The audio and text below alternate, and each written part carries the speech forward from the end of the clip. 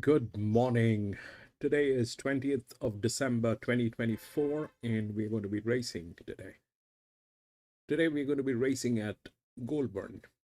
This is in New South Wales. The track is in New South Wales. The ground reading today is good. The last finishing mile from the last bend to the finishing post is about 400 meters. The shape of the track is one of the most popular shapes, but it is not one of the best.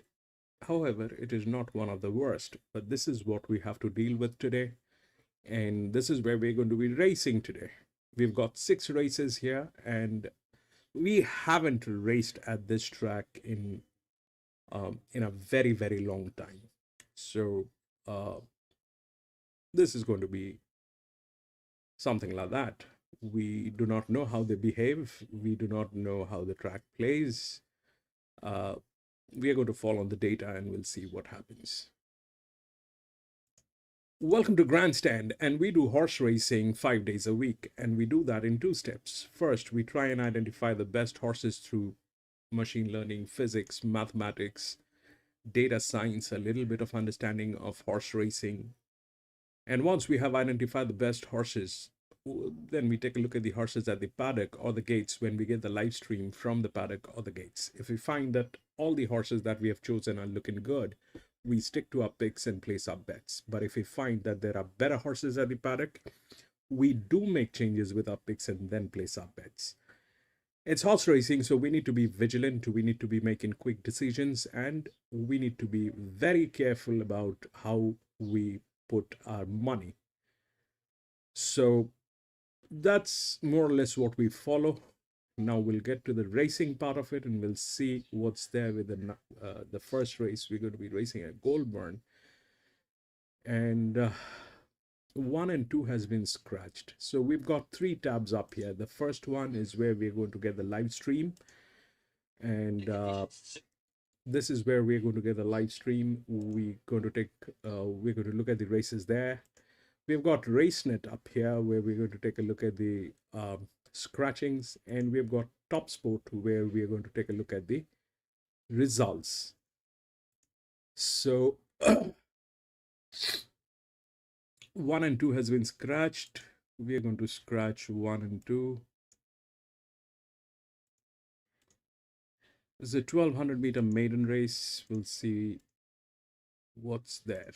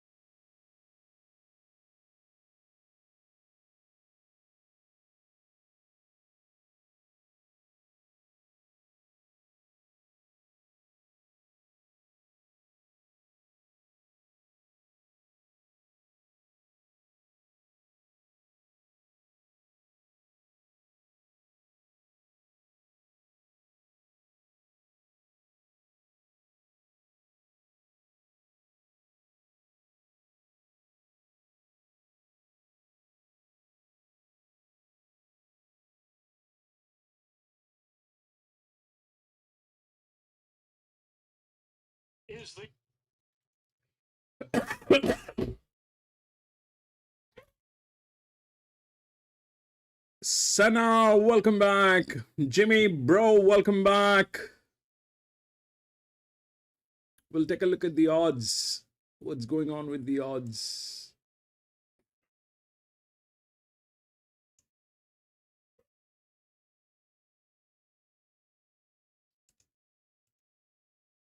$11,953.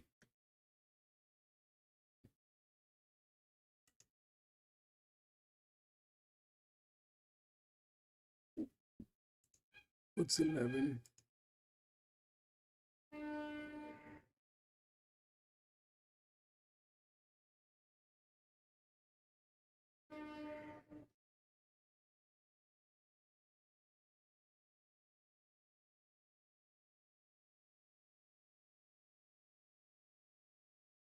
Yeah, but we're just going to place the win bets today, and we'll see how it works. 9 is the best maiden.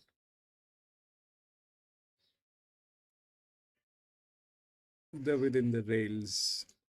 5 is with the advantage. We'll see. So we'll talk about it after the races today. There are a few changes that I have made, and we'll see how it works.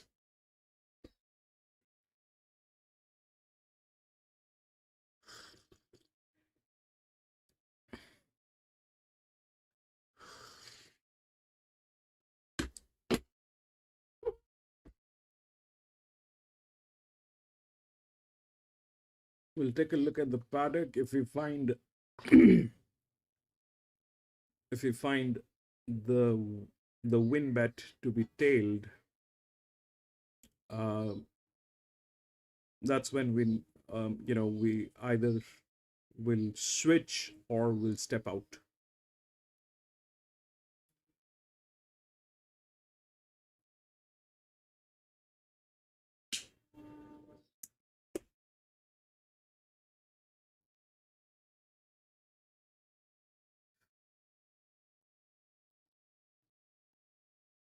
That 11 is in very good hands, by the way. 11 is in very good hands. These people are profit making. They're absolutely stunning. 6.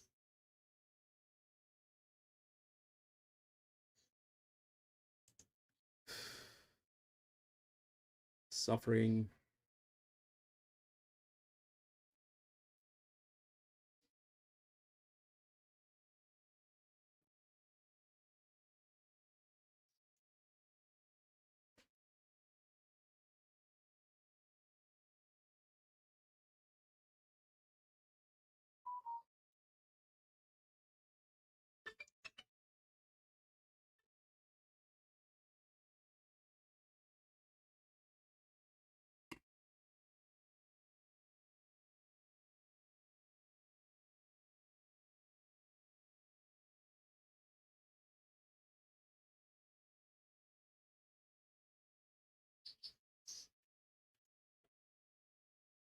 This is not us. This is somewhere else. We've got 15 minutes to go. Bro, this is where? Is this us?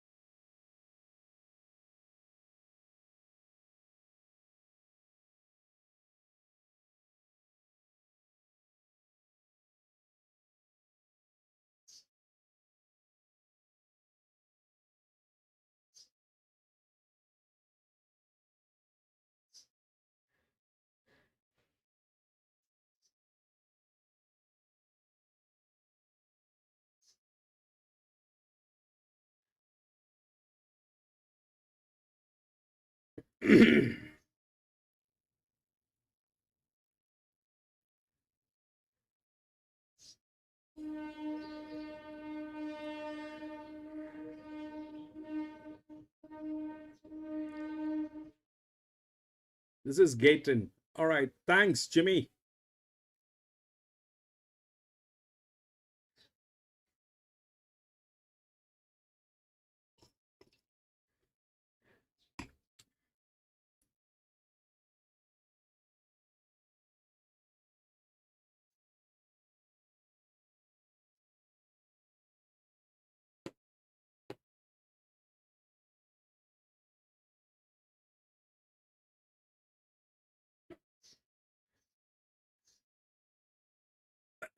Eleven is the favorite. That thing is in the best hands.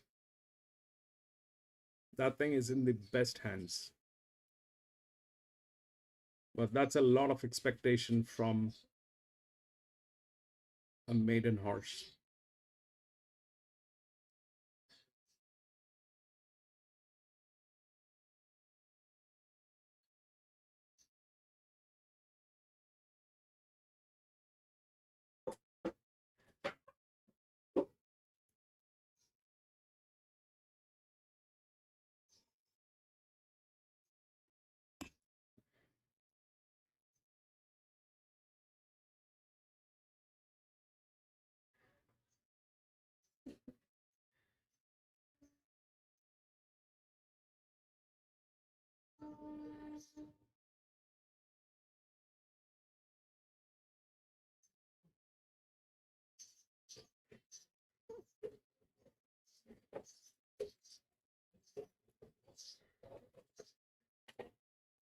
I think that is going to win, Jimmy.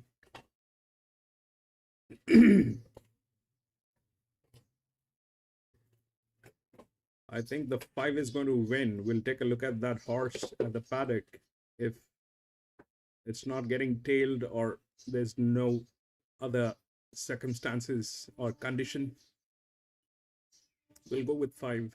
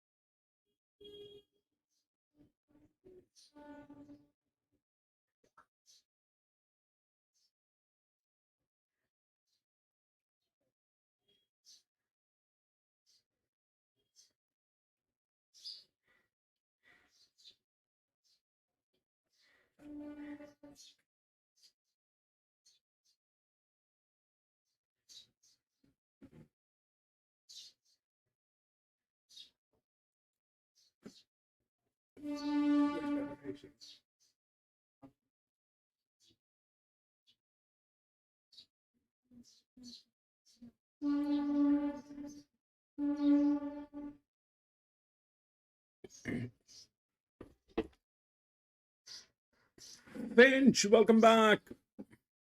13.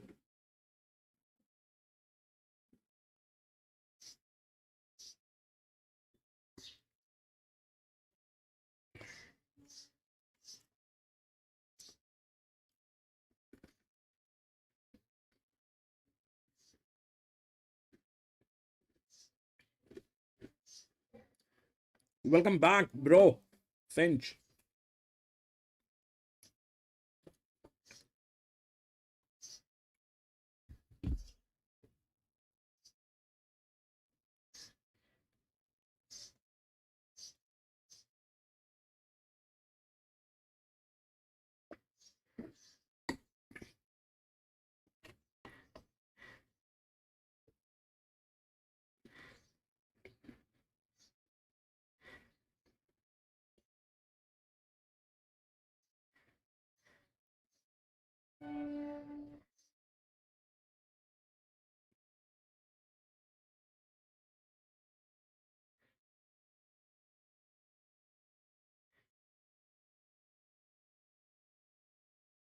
Eight 14 5 9.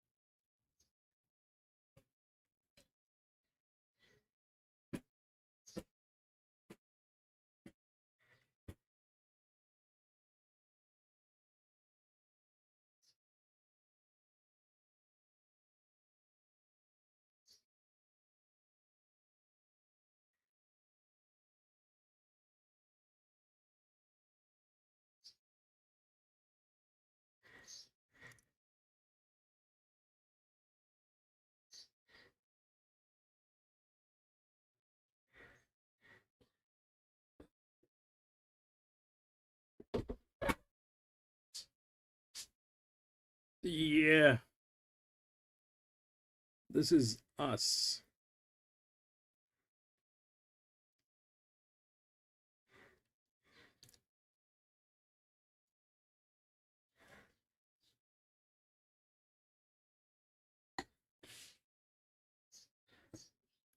Three is bouncing, yes.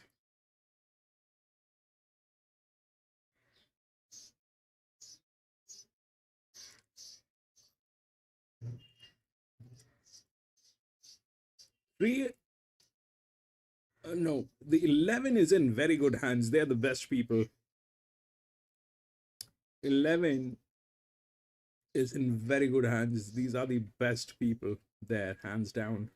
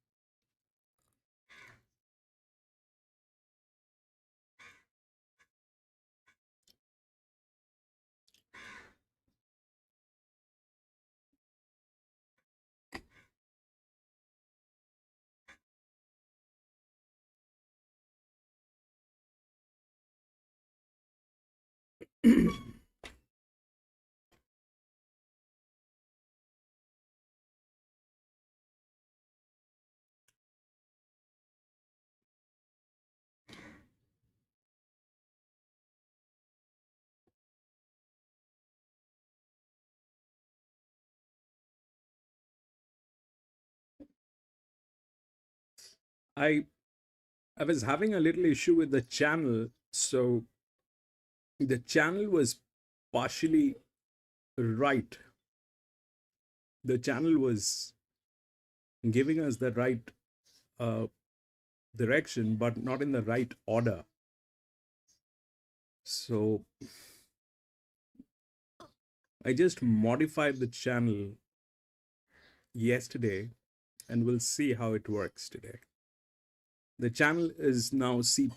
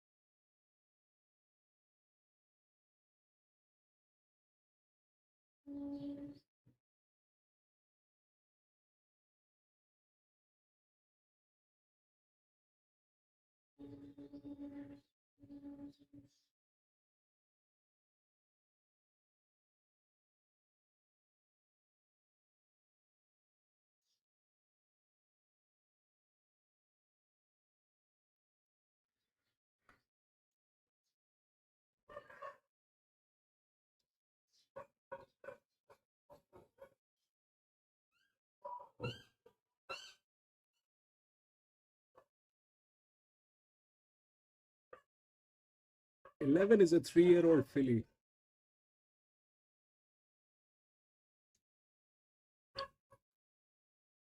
I also adjusted the the FF, which was the bet in play. So we'll see how it works.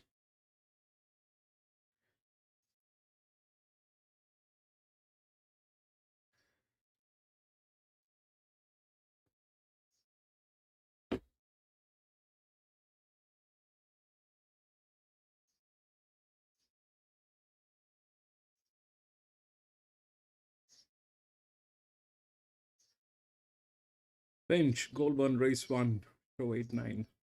Yeah, 9 kind of is there in some way or the other. Well, we'll do those races once we've got the win done. We need to fix the win.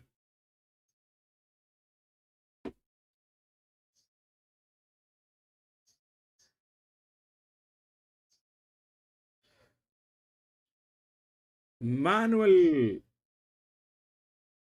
11-9 exacta, 11-9 and 5.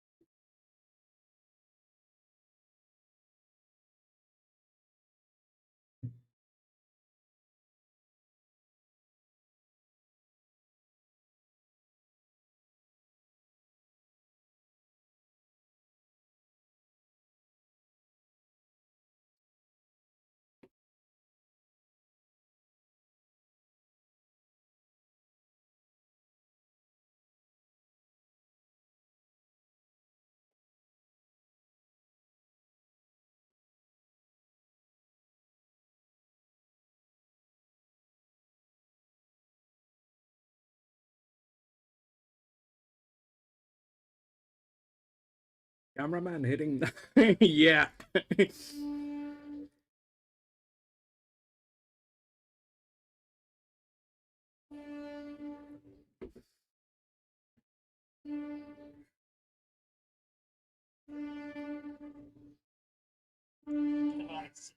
Today we're on that improving track of good form. The rail out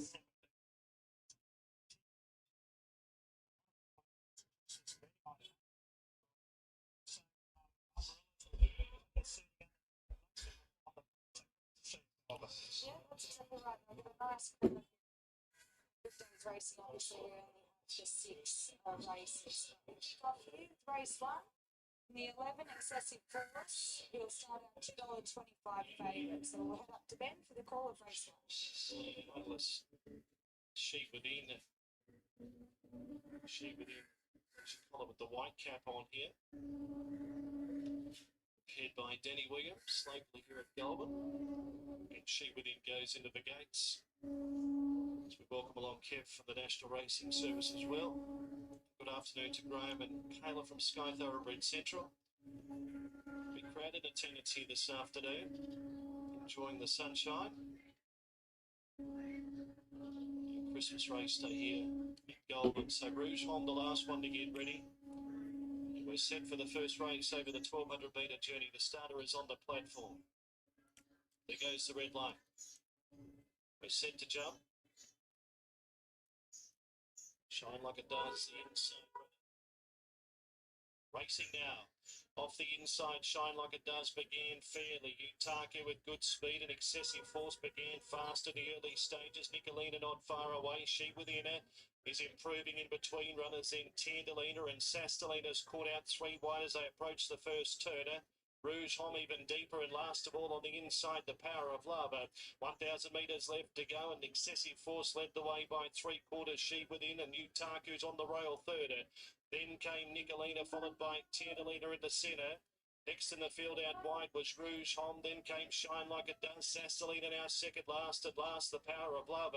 About 6 lengths top into tail, approaching the turn. Excessive Force led the way narrowly as they come up towards the bender. She Within now gets the second. Then Utaku. Tantalum is getting to the outside. Then Shine Like It Does, who's weaving a passage behind those. Nicolina and Rouge Hom is down the outside. Excessive Force under siege here. She Within on the outside. It's a big day. What the fish is he doing? Trying to change the track here and there and everything. Excessive Force finding more, and Excessive Force pulls away. Good victory first on debut. Excessive Force won by Manuel got the try. Shine Like It Does flash time grand third in front of Tandaluma. Then came Utaku, Rouge Hom, then Sastalina, the Power of Love, and Nicolina pulled up at the rear. 11.95. Excessive Force, a lovely finish. Second favourite, $2.60. Shoot Within was gallant, raced up outside to a really nice horse in its first run back, $1.30. Shine Like It Does, finishing off really well. And the horse we alluded to earlier that they liked a little bit Sam, and really well before. So a good start to the day to April proceedings. Importantly, for the connections of this horse, brutal. Danielle was telling us that herself and assistant named this horse. And the Airbutter Bill and the winning jockey has got 3 rides today, and he's after a winning start. Yeah, that was an impressive debut, I must say. Looked a lot more forward than I expected. Jumped, she's professional, put herself up on the speed. What a lot. This jock is a moron. And that jock tried to change the entire track of that horse. Just change the channel. Anyway, we'll go to the next. I'm going to take this to the other screen. We'll share it when it is done. I mean, it was... Anyway. Manuel, that was awesome.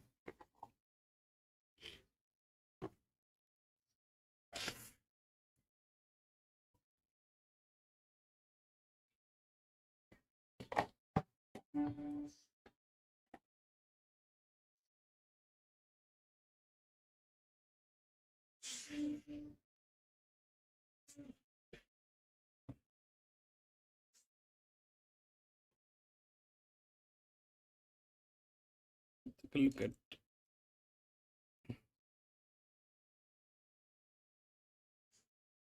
167 scratched.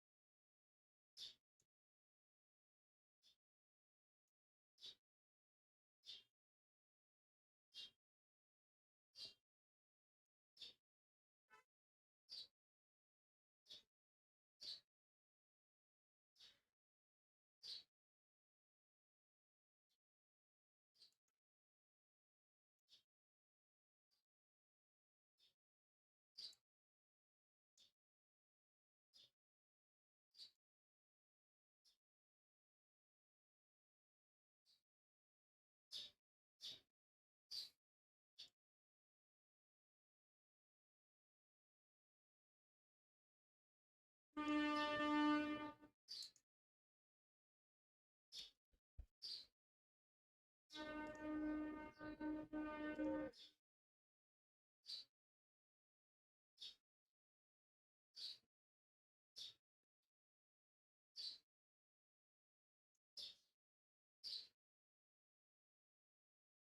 this is again, this is how it is. All right. Uh, there's not much going on. If we look at what's going on, then that nine and five are the only one that is within the rails. I like the five, but the one which is actually the favorite is the eight because of these people, right? They won the last race. So if that's the case, then I will step out of this thing, um, because it will not make sense for me.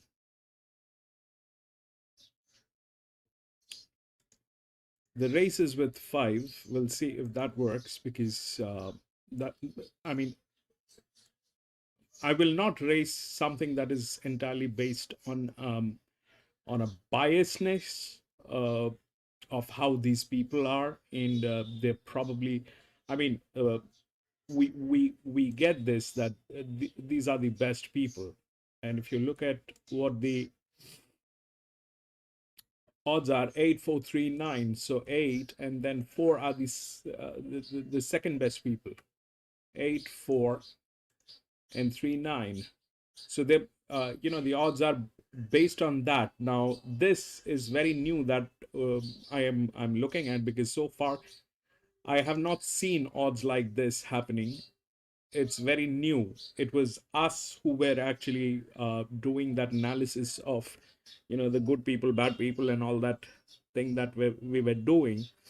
And now all of a sudden that is within the odds on this particular track. So I am out. I will not play this.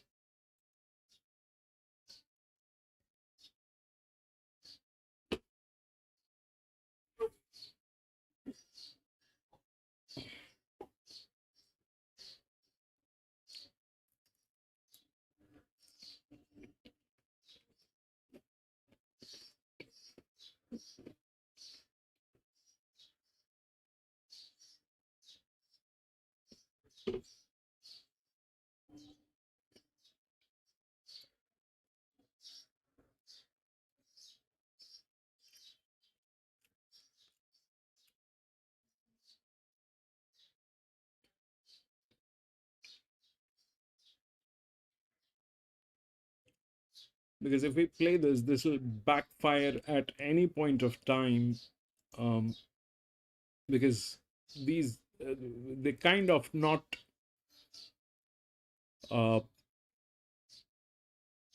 based on horses. These are based on, some kind of a fluck which is playing, and I'm not sure how that is playing, but we clearly can see that these are the best people. All right, this is something that we've been doing for last maybe about 3 months. This is something that we've been doing, and we are able to identify what is happening. So if the odds are based on this, then I'm out. Win on 4, I'll take win on 4. Ideally, 4 should win. I mean, if we look at 4 now, the problem is 4. I mean, if this was actually horse racing, then that 5 wins. All right, then that 5 wins. Here, we've seen what the 5 went through.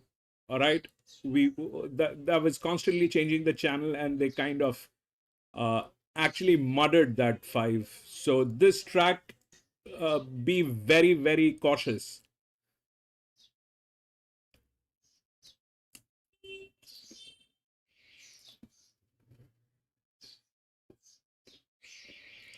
Four is the second best people. 5, 8 is the one which is the favorite, because they're the best people.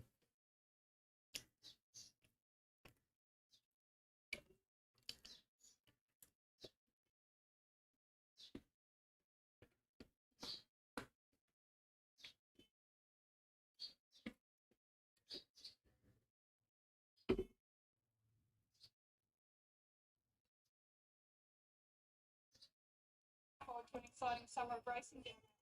We can't wait. Good luck. Thank you. Hard race to dissect, Kayla. I'm not confident at all, but on with this horse who's been racing well, Tillman. I think he'll be in front of Hero Money, who we just heard from Lauren, but we have to Hero Money to run it down. But the chances don't end there. We have more Mischief, of course, Sanctuary Storm. A Pretty Eye come out as well, so that's reduced the number. Probably made the task of finding the winner a little bit easier, but the punters here are with this one, Downtown Abbey. Yeah, it was just a very consistent mare. These horses are much the same, never getting beaten too far at all. So it is hard to dissect. And as you said, you're on top selection, Tillman. If he doesn't fight the front, there's probably something wrong with him anyway. But I think you'll find the front quite comfortably here. Downtown's Abbey from barrier 1 won't be far away at all. And Amazon can be handy. And she's another mare, obviously, $71 today off being beaten 22 lengths last start. So she needs to bounce back. But her runs prior to that were really good. So if she can bounce back, she's not out of it. Now, the rail's out 9 metres today. Can we read too much into the first? The winner and second horse were leader, outside leader. Now, the third horse was back on the fence, got out at the top of the straight, made up good ground. So, no, I don't like to make those calls after one race anyway. If you go 3 races and all the leaders are winning, then I think you can start making assumptions. But, no, look, when the rail's out, obviously the horses in front are always harder to catch. I think it's a nice winner in the first. Welcome back, John. Tillman might value the day. $7. Rick Stevenson, a bit of a funny year, hasn't he? His family stepped up to the market. He was able to win a race down there an hour of the day that it happened. So he said he'd like to be looking to close out this year on a winning Brome Lake some chance today, but it's up to $5.50 for 4, from 4.40 for the Companion. Steve Engelbrecht, of course. A pretty hard combination to beat. And even Annanzone, who was a recent winner as well. Some multiple chances here. Up and comers first up from a spell. It's been $6 into $4.20. So good money for the second favourite. The favourite remains Downtown Abbey. It's funny talking to Danielle there earlier, wasn't she? Said, I'm in my nice attire, but I can't wait to get out of it after race 2 and just slip my clothes on to get off to the track. So here's Ben for race 2 at Goulburn. In a zone, the last one.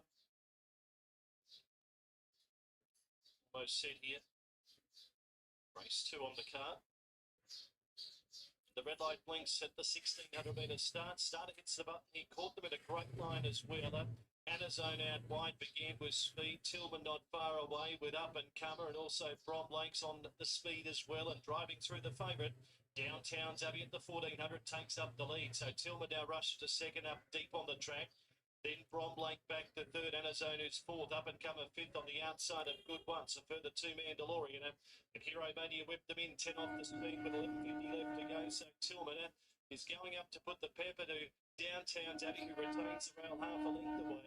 Brom Lake travels properly in third on the inside of Anazone. 2 lengths away. Good Once parked on the inside of Up and Comer. A further 2 lengths away as they go around that top turn. Mandalorian and Hero Mania down on the rail is last of all. Down past the 800 metre mark they run now, and it's Downtown's Abbey leading narrowly from Tillman on the outside in second spot. Brom Lakes all curled up the rail in third. Covered on the outside there by Anazone, then Up and Comer, followed by Good Once. Mandalorian is starting a run, and Hero Mania is under pressure, trying to improve at the rear.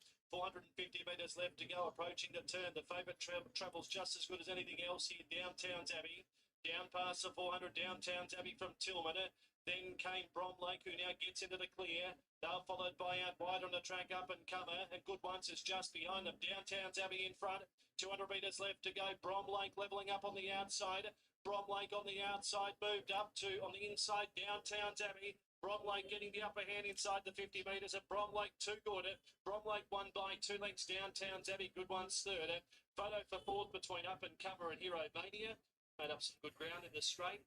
Next up at the line was Tillman. Then came Anazone, and Mandalorian was the last one to pull up.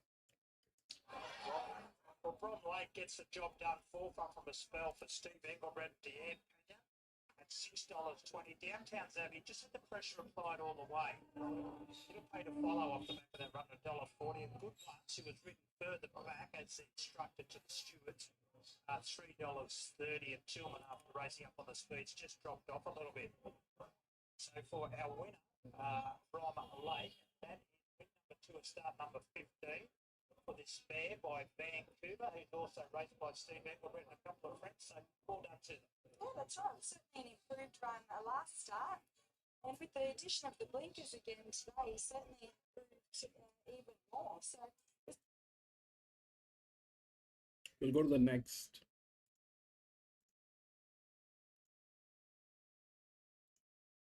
for second.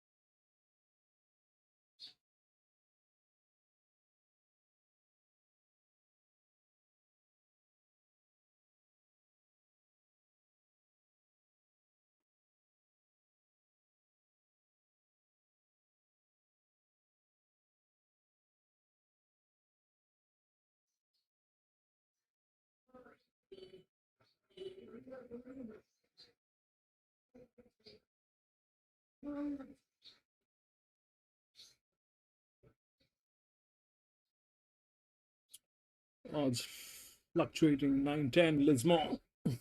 Bench.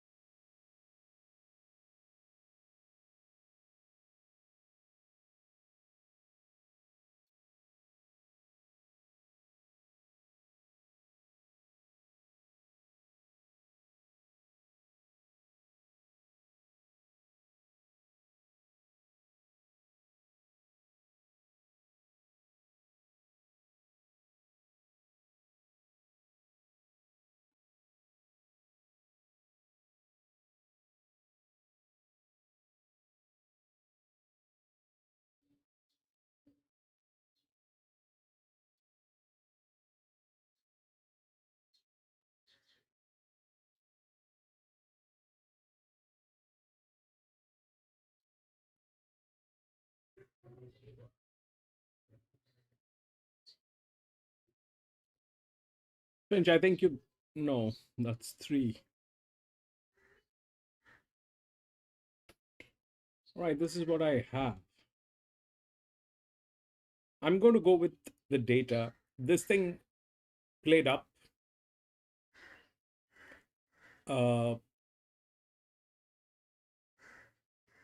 That 4 is in the best scenario. And I'm going to go with a test win 4 if that 4 doesn't get tailed. But these are the numbers, 4, 6, 7, and 8. They're all within the rails. And the order is that 4, 6, 7, and 8 will probably get in some way. We are not doing that calculation at this point of time, but this 9 probably is a very heavy horse, and that's there. So the 9, we're not doing that. If we have to do a win bet, which we're trying to do, then this is the best horse. And that is what it is. Unless they rig this, that 4 gets in.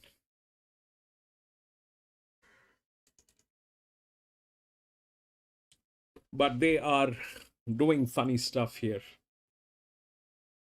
We haven't raced here for a very, very long time. I do not have the track data on how they work, but I cannot comment on that. But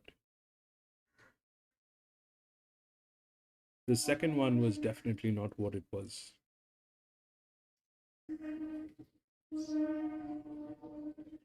The first one I can understand. All right, good people, maiden horse.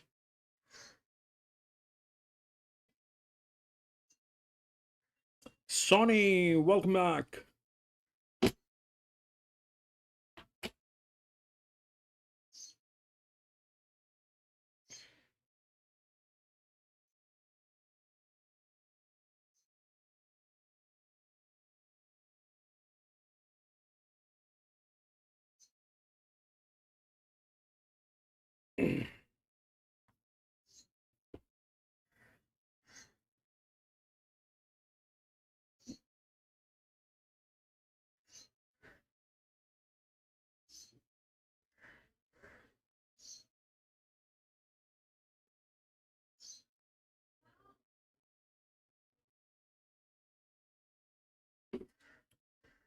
Bro, it's not a tough track, uh, as in track, but I understand what you're saying. You cannot read their mind, and if they play with their mind, then they will play anything.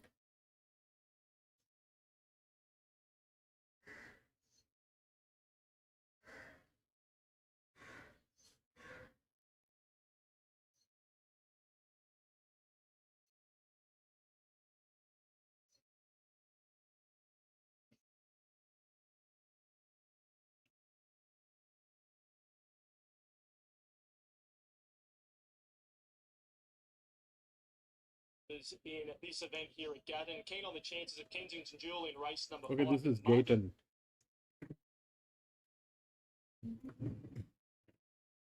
This is Gayton, bro.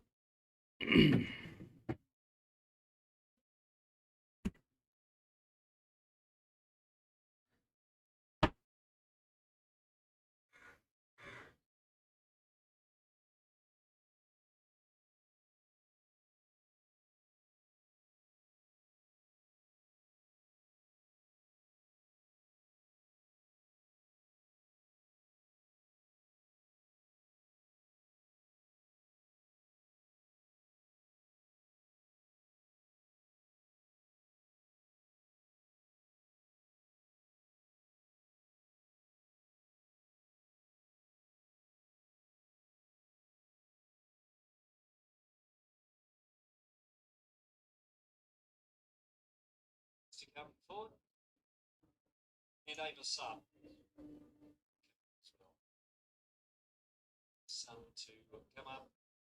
And just about set ready to go. This is going to be right over Sun and over Sun. Nevertheless, it's 190. Short fullback for Al Chow. It's our favourite way. Strong hand in here at Gatton today. Team goes very well here at this track, so over Sun. Our favourite. White game. It's nonetheless the best supported runner in the race. Here's the Leon Rose getting set. Don't stop me now from the inside. Stand by. We're set, ready to go. Race 5 on a soft 6. Set now. Mr. Django, welcome back. Quinn, welcome. Welcome to the channel. Out of the gates, and goes up there as well. You see it was moderately away in the stride, landing up to about 5th or 6th position. Followed then by Polly Princess, who's tracking it forward in the race and ready to drinks over on the inside. Drifting back there was Fancy Diamond. Picked us over on the inside now, just in advance of it. And then came Lady Letha, who's well back here with also Lillian Rose. Breeze Spirit was at the tail end of the field. 2.4 in front, kick to the lead. But swiftly in hot pursuit was I'm a Sun. And at the barn, I'm a Sun up on the outside. Pokes its in front, 2.4 railing through. Kensington's Jewel is now back to 3rd, and Don't Stop Me Now is back to 4th along the rail. Followed by You Seal, who's towards the outside there, trapped out there very deep out on the track. Been tracking forward in the race by Fancy Diamond, who's swiftly spearing up to about 3rd or 4th now. Lady Letha goes up with it, ready to drink us over on the inside, is needing luck, and they're followed by there at the head of the rest was Polly Princess as they approach the home turn. So I'm a Sun up on the outside, pokes his head in front, 2.4. Force over on the inside. Don't Stop Me Now, you Sealers next, and there followed by Kensington's Jewel. Lady Lethan is right down the outside, it's still on the sun. Don't Stop Me Now, you Seal up on the outside, ready to drink, getting through on the sun. You Seal go together, Don't Stop Me Now, still there with your Seal. Your Seal beats on the sun, Don't Stop Me Now, ready to drink, Lady Lethan and Kensington's Jewel. Followed then by Polly Princess for next. Further back in the field, a Brief Spirit, and then came Pete. Well back to Fancy Diamond 2.4.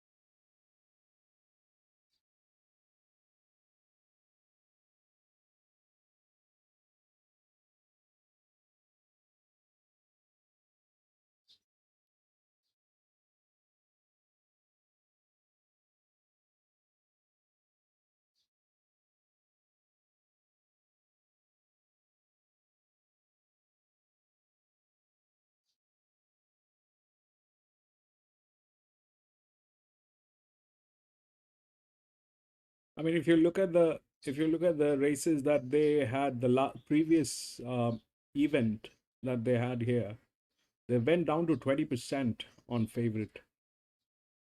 They went down to 20%. I'll show you.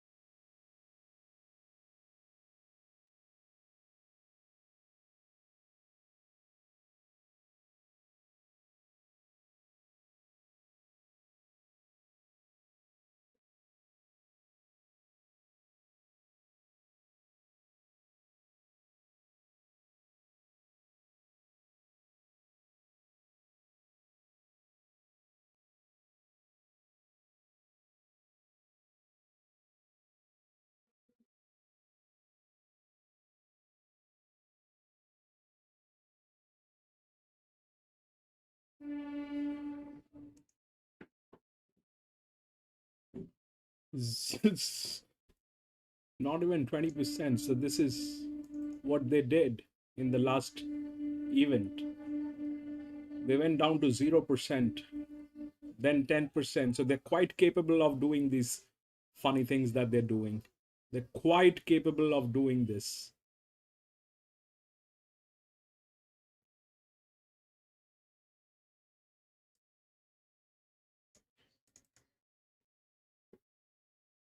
%, last event, 18th of November.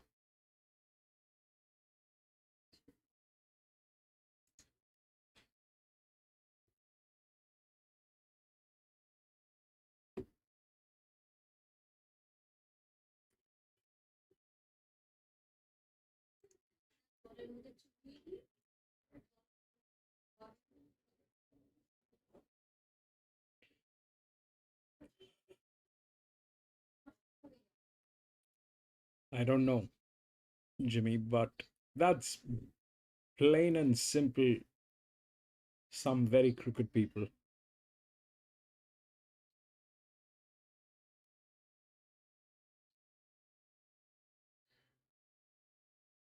They're just pulling back the horses. They're just pulling back the horses. They're just pulling back the horses.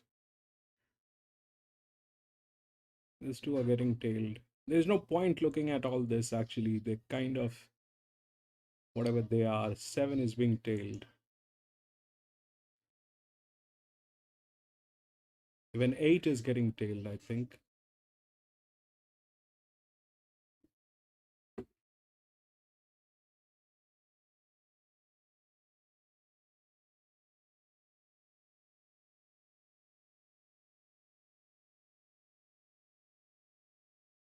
I think it's been a long time. The 8 is also getting tailed.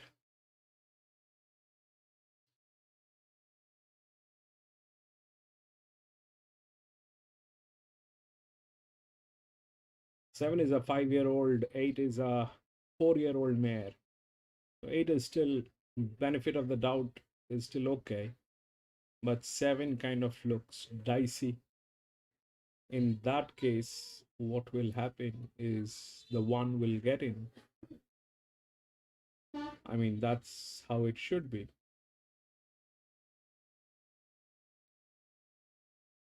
If the 7 gets tailed, then 1 will get in some way or the other. That's how it should be. But that 4 should win. If the 4 doesn't win, congratulations, we are at a brilliant place today.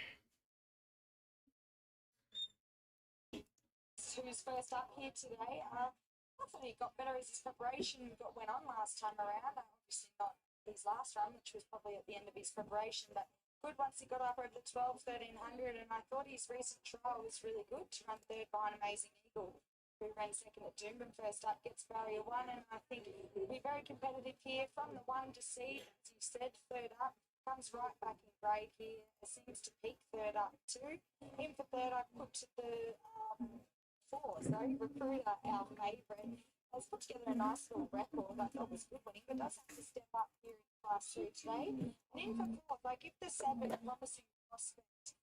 Really good chance here. It's off the back of 6 week pressure. That first up run it. Second to be Dynamite was a really good run.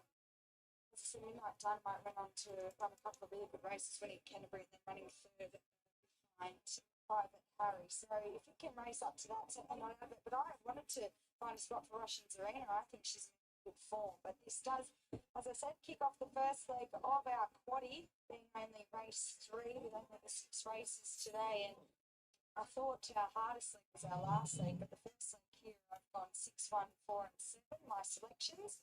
The second leg I've gone 6, 5, and 8.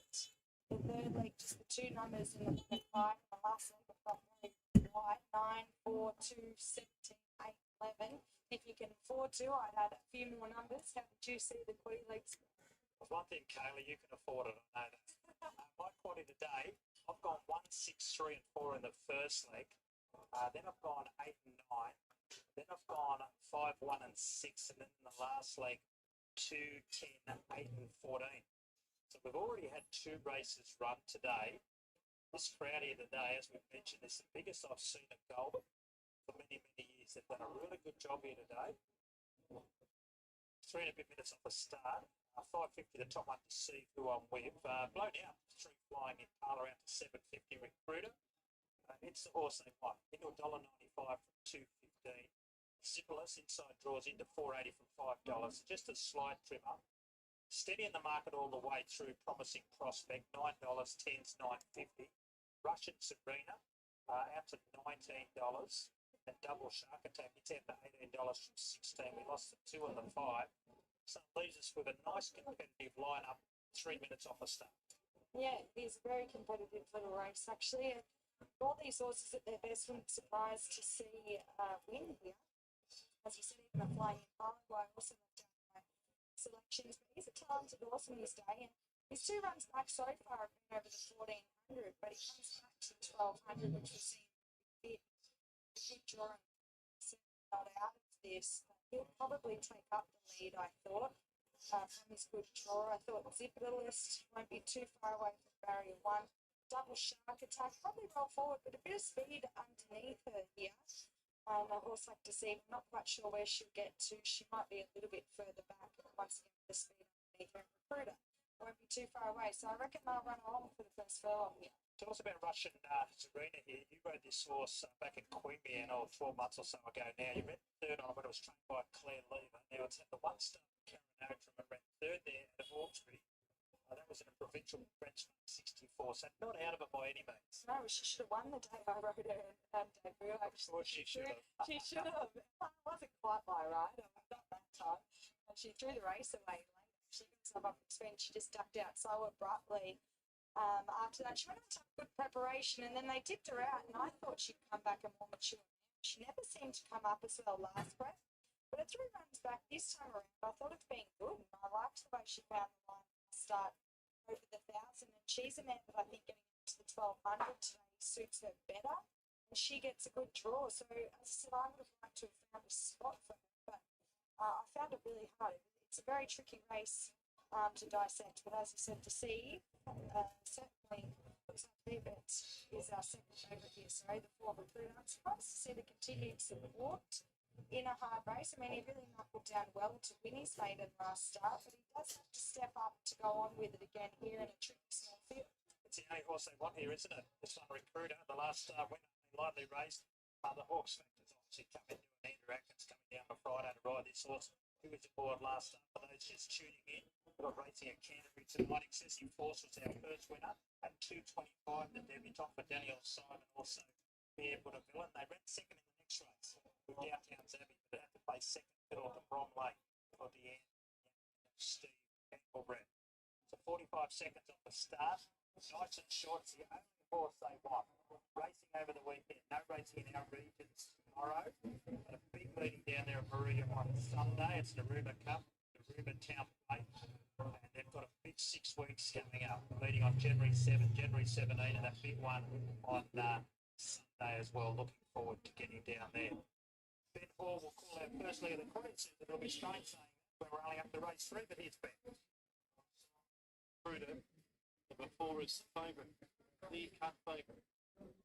Going from maiden grade to class 3 company this afternoon. The starter climbs the ladder. We're set at the 1,200 metres, and they're ready to jump race 3. Gates are back and they're off at racing. Zipperlist off the inside left fast. We're flying in Parlour. Recruiter's nice and handy, the favourite, but is 3 wide at the early stages. Then Russian's Arena, 4th, the Railer. Then Double Shark Attack, Deceive, second last, and Promising Prospect is last of all as they settle down around the first turn. Flying in Parlour led narrowly from Recruiter, who got over 1 away from the rail at the 800. Third on the inside then was Zipperless, followed by Russian's Arena, 4th. Double Shark Attack is trekking up, but is a little bit deep around Deceive at 2 lengths away. Promising Prospect last of all. Down past the 600 metres now. Flying in Parlour had a mid-race breather. Led Recruiter and Zipperless down on the rail in third. Russian's Arena, Double Shark Attack, Deceive and Promising Prospect up to the turn. Flying in Parlour at the 4.25. Led Recruiter, who travels strongly on the outside. Then Russian's Arena, Zipperless now peeling to the outside, followed by Deceive, Double Shark Attack and Promising Prospect. Recruiter goes for home, the favourite with 200 metres left to go. Got to a narrow lead. Flying in Parlour, trying hard. Here's Deceive, though, with the big bounds out in the middle of the track. It's the one. Deceive on the outside, moved up to Recruiter, and Flying in Parlour. Deceive too good. Deceive pulled away and scored Brilliant. by a length. Photo for second between Recruiter and Flying in Parlour. 1. Next over the line was Zipperless, followed by Russian's Arena, Promising Prospect, Double Shark Attack. No more bets in this track. Good effort, well placed. John Thompson's runner, Alicia Collard, the winning jockey. It's paid quite well, $5.50 Recruiter. Young horse on the way up, but he ran well. He raced outside the lead. But that horse has just got a little bit of disclosed form. Flying in Parlour, much better than leading. It's going to race very shortly. Flying in Parlour. Look at the acting on this guy, man.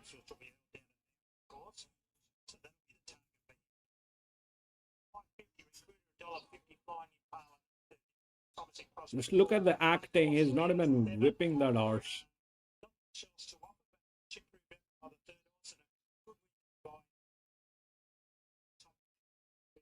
What a joke, man. She wants to certainly. She seems to improve third up. As you said, well placed and a good ride there by Alicia Collette down at Goulburn. That's exactly who you want on. She gets everything out of all the mounts. As you said, Recruiter was good into second. Just wanted to duck in under pressure a bit late there, but he's obviously a young horse and he's putting together a neat little record. What was the last one? Fourth one. I thought the 3 Flying in Parlour, as you said, back to the 1,200. Very fit, led and controlled the tempo and stuck on well there. And the 7, Promising Prospect. This horse is racing well. I might have needed that off the back of the 6-week let up, but I quite like this horse, and I think that he'll win another race quite quickly. So they've ran a minute 11:42. I'm not going to put in any more money on this track, but we'll do the races.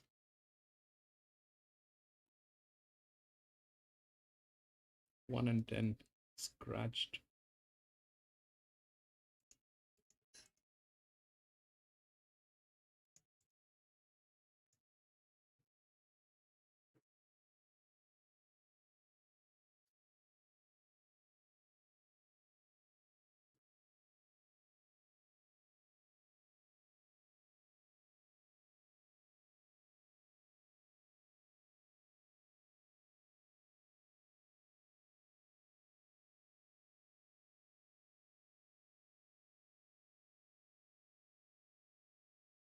No, Finch, it doesn't make sense. I'm kind of, you know, it's been a very long time that we have played at this track, and I remember, after that I went through a crash. So I do not have the track data. I do not know how they usually play, but when I'm looking at, what they've done in the last two events, it really doesn't make sense. And if you look at the last three races, they're holding up the horses. They're holding up. They're holding up. They're holding up. They want everybody to believe that, you know, I mean, it's okay, fair enough. The first two races, I agree that, I might be a moron. I might be a moron. First two races, I agree. Fair enough. I might be a moron. That 5 was held up in the second one. We've seen what happened. This one,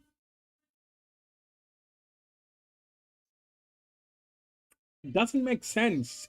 Pinch. Yeah, it makes sense in another way. I mean, it's like people pleasing. The first race definitely was people pleasing. The second one was a mess. The third one, if you're saying that, then it is again people pleasing. And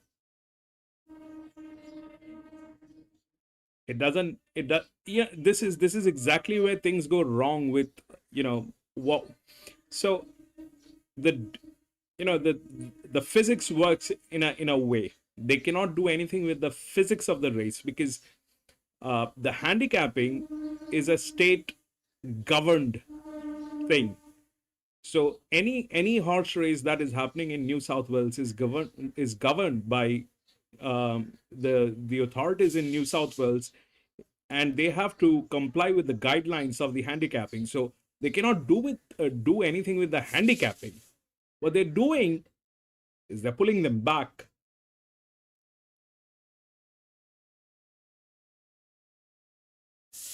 What they're doing is they're pulling them back. So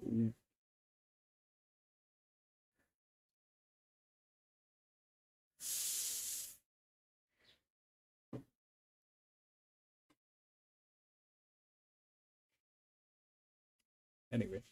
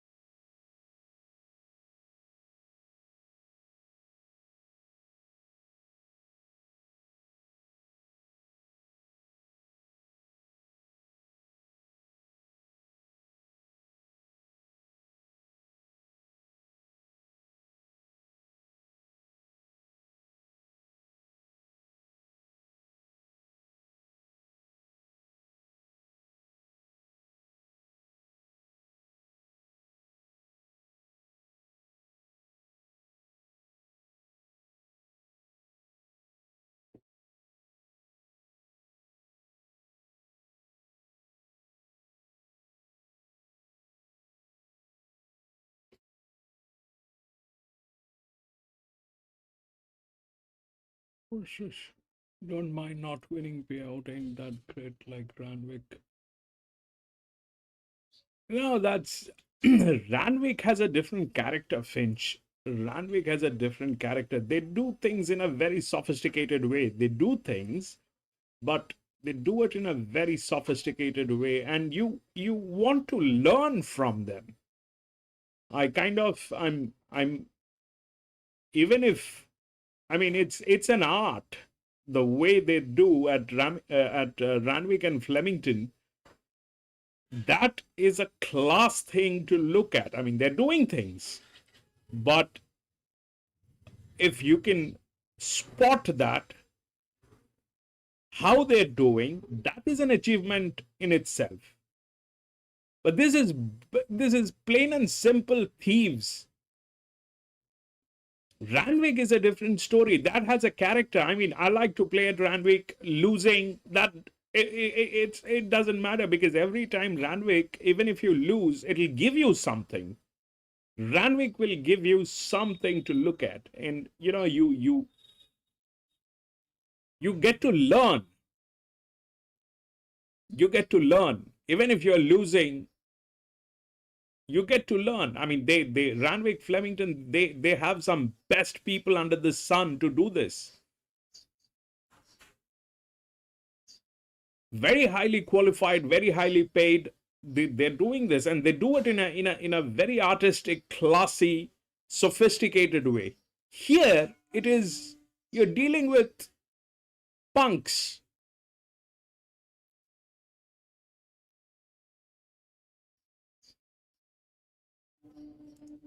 And Monarch Express goes straight back to the last.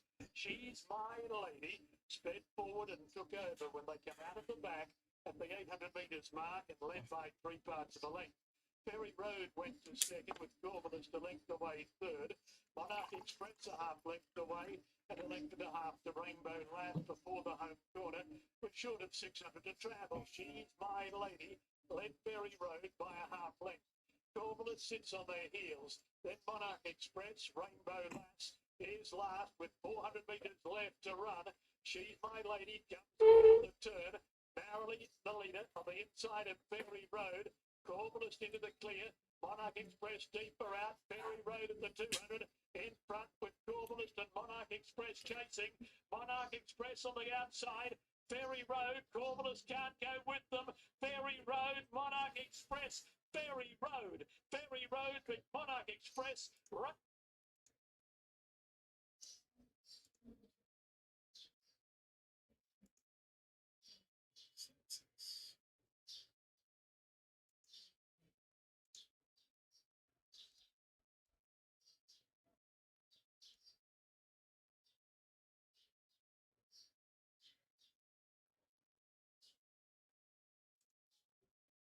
Okay, now see how the thing is. Let's say if the first one, the 5 was the favorite.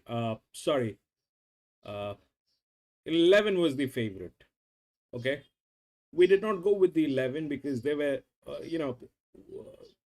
it did not have anything to win, but they were the best people. And it played exactly like that. If you look at what happened, 11, 9, 5, and 6. So 5 was there with handicapping, 6 was there with handicapping, 4, all right, let's say 4 lost, but 9 and 11 with 2 of the best people that got in, right? Here, it was 8 that got in, I think. 2, 9 and 8, right? So they pulled in this, and 8 was the favorite. They ate it up. This one played whatever, but here that 12 is in the best hands. 12 is in the best hands. If you look at the scene, how that thing is, and if you look at the odds, 4, 8, 5, 7, 6. 8 is there within the rails, but this is not the best. The best is 5. 12 is with a huge support line.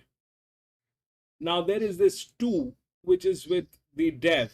Let's say we are not talking about the 2.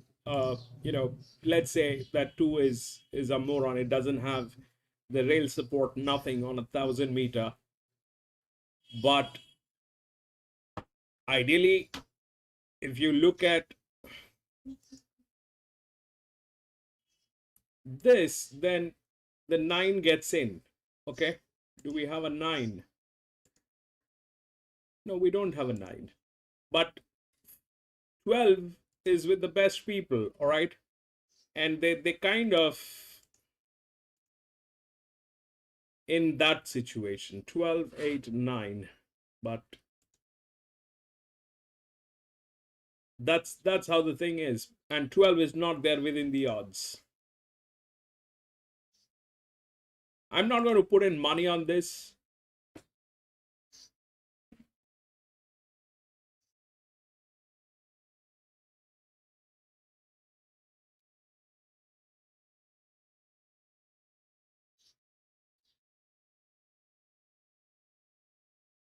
No, Finch, the odds move because of the traffic.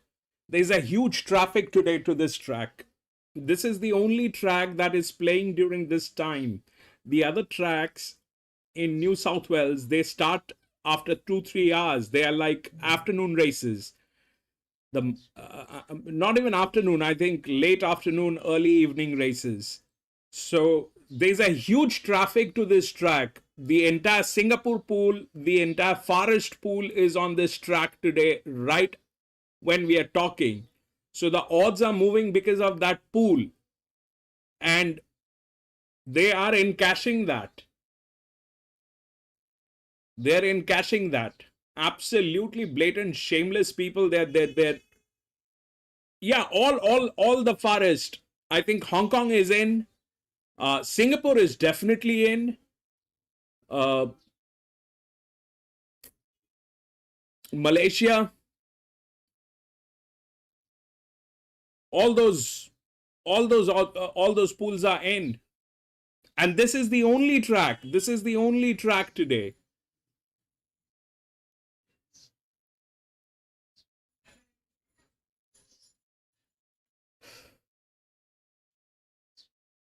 The other tracks are either in Victoria or I don't know how they are playing, but morning races, very few tracks.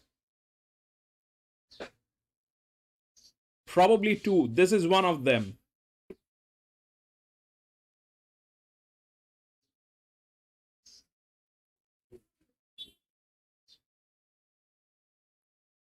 Nine, same trainer.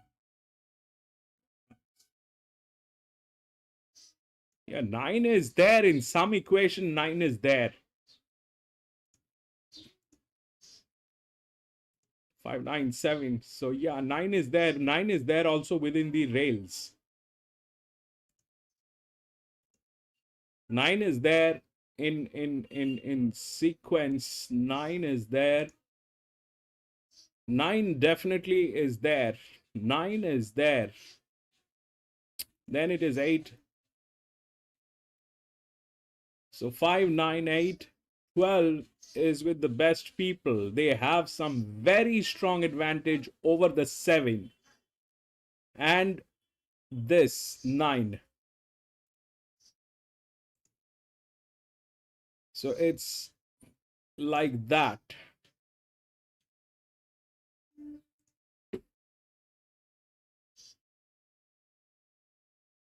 Four have Randwick trainer.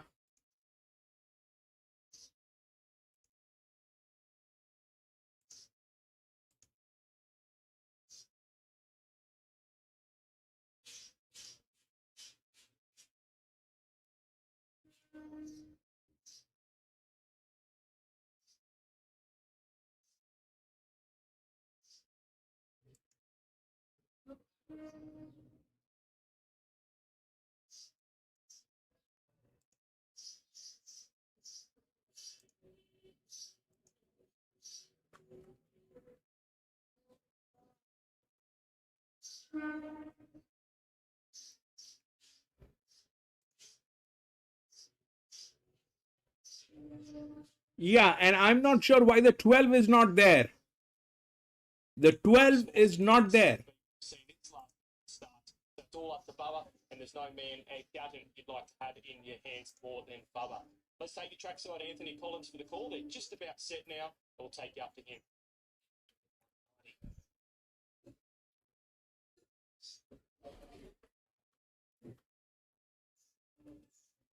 It's about to come up. Just about right to go. This is the first leg of today's quaddie. Harriet, the best backed and favourite way. So line's good. Set. They're off. Harriet a little awkward to begin. Four Bears wasn't. Spings goes straight to the lead. In front by one. Yeah, Copy and Hot Pursuit, however.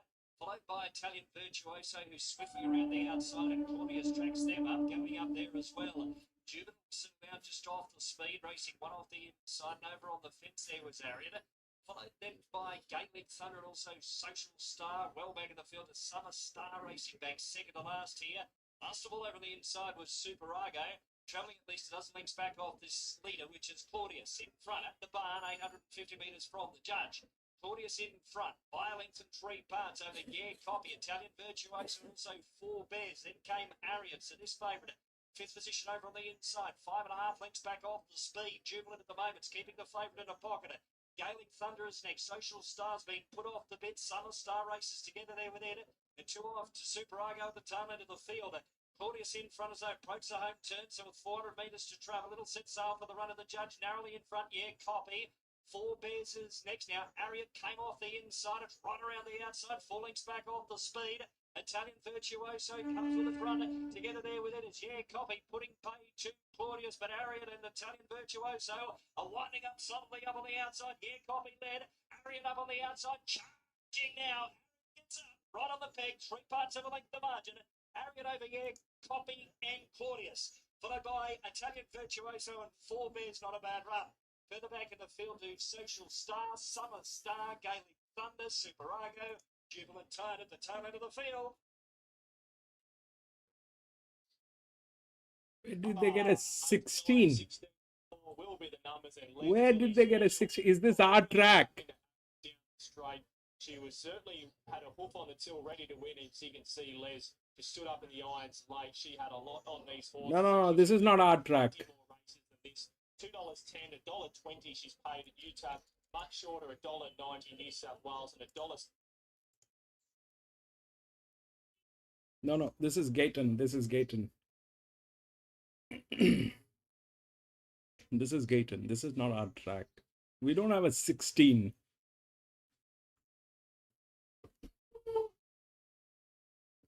We don't have a 16.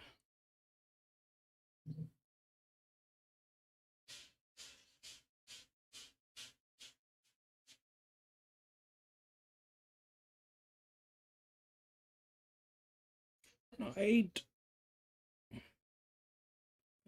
226, 12. 1,000 meter. 8.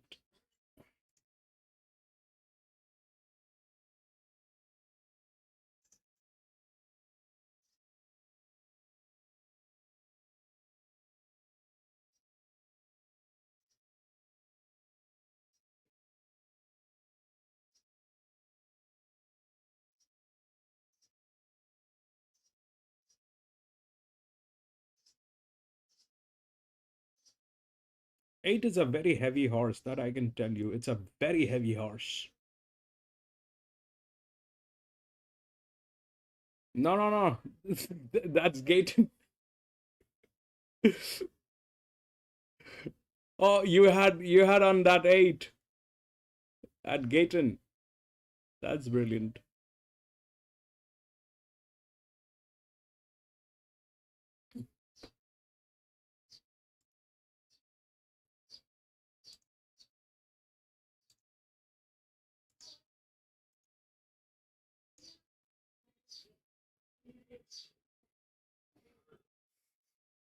Boom, Mr. Django, brilliant job.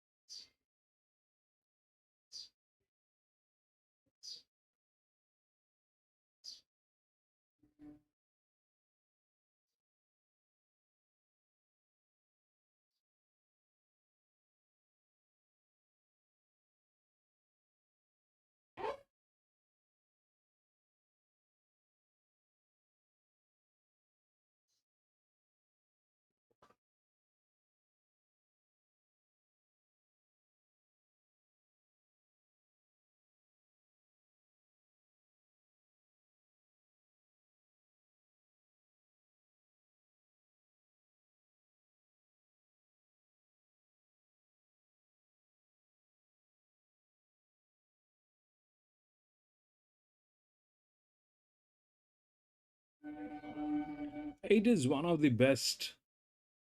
Maiden, so is 12.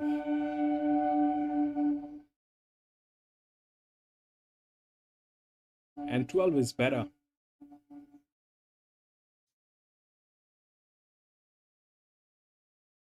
But 8 is within the rails.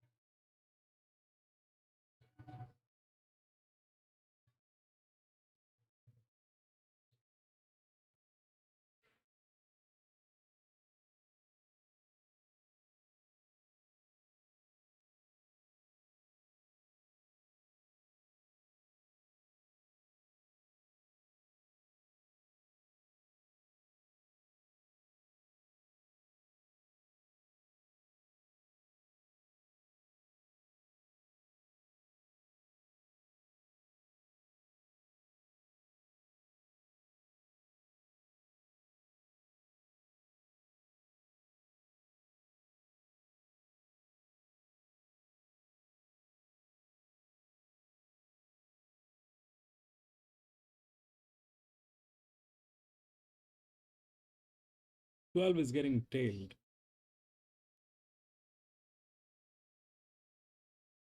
That's the 8.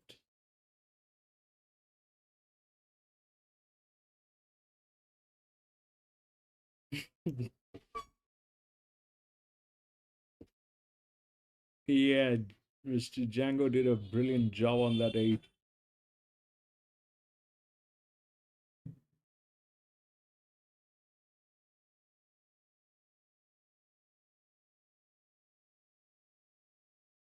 All the races here are in the international pool from race number 1 to race number 6. All the races are within the Far East rule pool.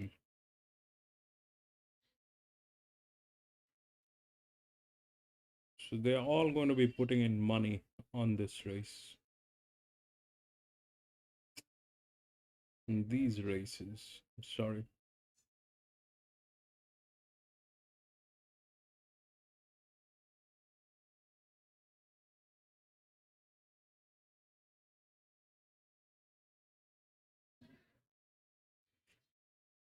From tomorrow onwards, I'm going to put this thing within one of the scrolls, the last event on the track. The last event on the track, I'm going to put it on from tomorrow onwards.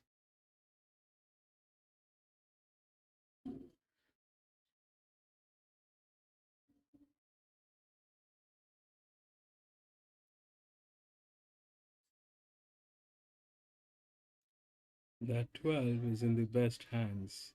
8 is suffering like nobody's business, all right? 8 is suffering like nobody's business. You go through the net,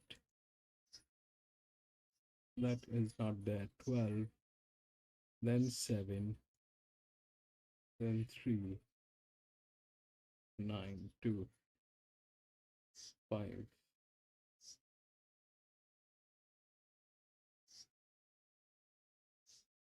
6 is also getting tailed.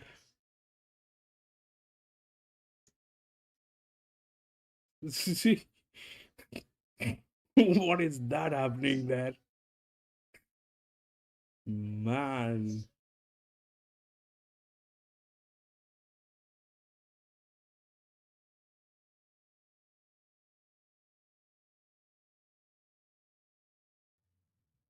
Goulburn race for show 4. Let's close at Randwick trans. 4. 4, we don't have much of an idea of what that is, but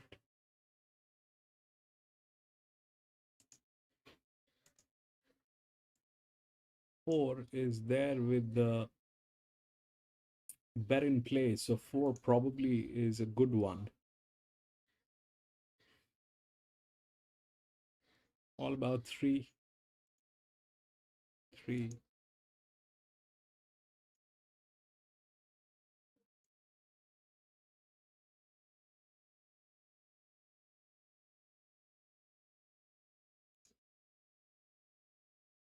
CBU tribute to win. Welcome to the channel, CBU.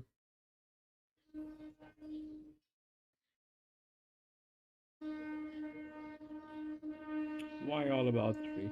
What has 3 got to do with anything? 3.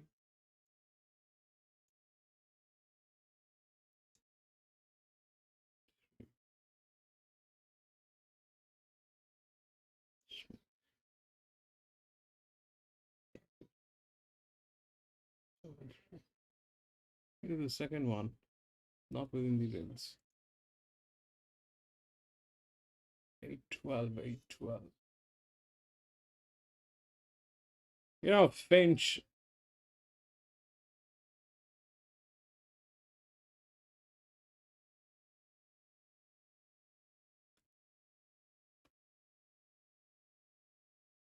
Yeah, look at what's going on. It's like Papa Bear, Mama Bear, Baby Bear, all going to school.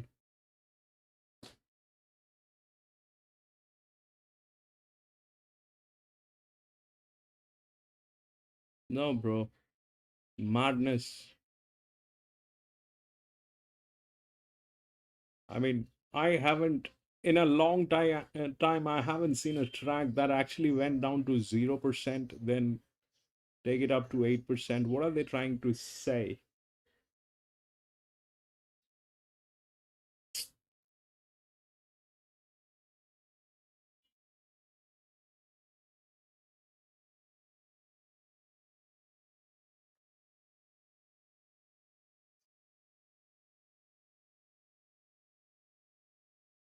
Read her and yeah, he folded down and he's very nervous. So good luck with him. Yeah. Good to see you here, Donna. Right, thank you. Good chance you like it. I do like it. I've said it a few times now, but I do think. See before you to win. Brilliant name, CBU. CB4. Brilliant name. She seemed to quicken a little bit at the top of the straight, so it just plateaued out a little bit late. But I just think here, even though she draws out a little bit, I think she's got a good enough speed to get across, especially Nick King forward. He's a known pretty aggressive jockey, and I think that he'll get everything out of this thing. So in a race with a lot of unknowns, I was just happy to take a punt with the horse, and I think we'll find the front. When I was telling you earlier about Donna's background, because I've known her for a long time, you were even born.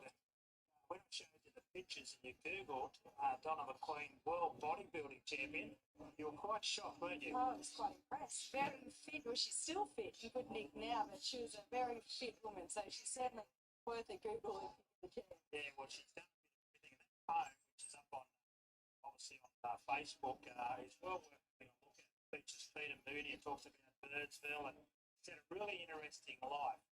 So we'll see how this first starter goes. But Yeah, false rail, that is. I'm anyway out, so that's okay. Let there be a false rail or a false track. 1,000-metre shoot as John joins us from Sky Racing 1. Thank you very much. Keeps on board as well from the National Racing Service. 360 about number 8, Lady Secret, in from $4.40 is the favourite to score. So the 2 race starts first up this afternoon. So we're almost set here. Manwari's coming forward with Air Miles and Shaboom. Will be one of the last ones to get ready. So Manwari's the one they're working on out wide there. Air Miles still not in the gates as well. So we are past start time now. The line's almost complete this time. We run 1,000 metres. This is a maiden. And Lady Secret, one of the best back runners, and your favourite to win the race. Joe Jitsu just not quite right. The light blinks now. We're set and ready to jump. Starter hits the button, they're off and racing. Air Miles out wide and Manwari fast into stride with Hot Lucy. Shaboom not far away with Miss Pira. Then came Lady Secret, Joe Jitsu, then Queen of Thorns. Driving behind those then as they run down the side of the track is Manwari now drifting back to second last. And Boda Cooter on the inside is last of all. Down the side with 600 metres left to go and Shaboom led the way. There's a pack of them up towards the turn here. So running up towards the home corner with 500 metres left to go. Shaboom from Hot Lucy. Manwari's up there out 3 wider. And Air Miles is joining in out even deeper on the track. Then Miss Pira inside the 400 though. Shaboom led by 2 lengths. Manwari is joining in on the outside. Then Lady Secret now into the clear. Joe Jitsu's down the outside. Miss Pira's trying to get a run just behind those with 150 left to go. Manwari struck the leader. Coming home quickly on the outside is Boda Cooter appearing from nowhere. Boda Cooter out after Manwari. They hit it. Photo. Not sure. Boda Cooter or Manwari in a ding-dong battle up the straight. Ding-dong battle. Third was behind those Lady Secret. Then came next Miss Pira, followed by Hot.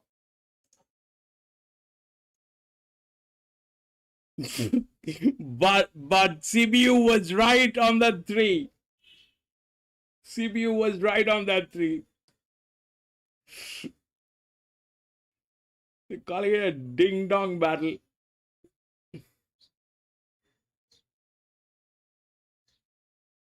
Two.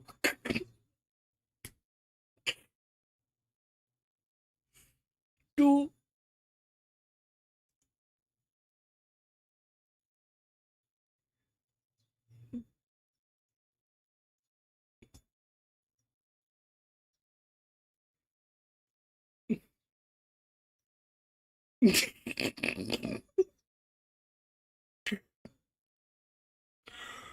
Two, 3, 4, 8. 2, 3, 4, 8. Yes. Can't believe that. 2, 3.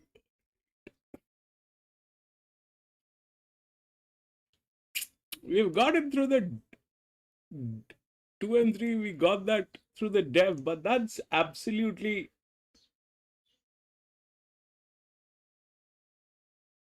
doesn't make sense. Oh, this is crazy.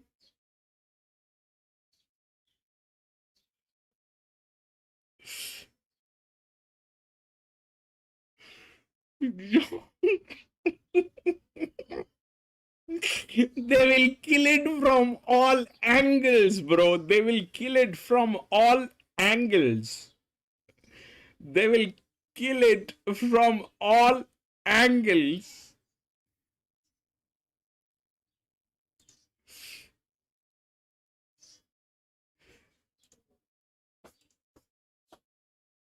No, there's a reason why.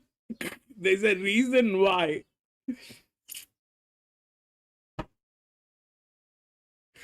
These people are, official, not official, serial offenders, these people are.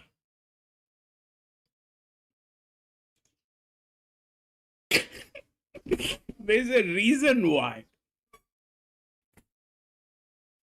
Those people are serial offenders, that's why. Anyway. Man. 13. Scratched.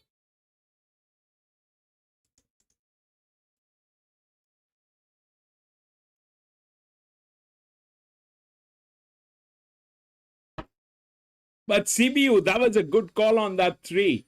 That was a good call on that 3. For a maiden race, that was brilliant. CBU.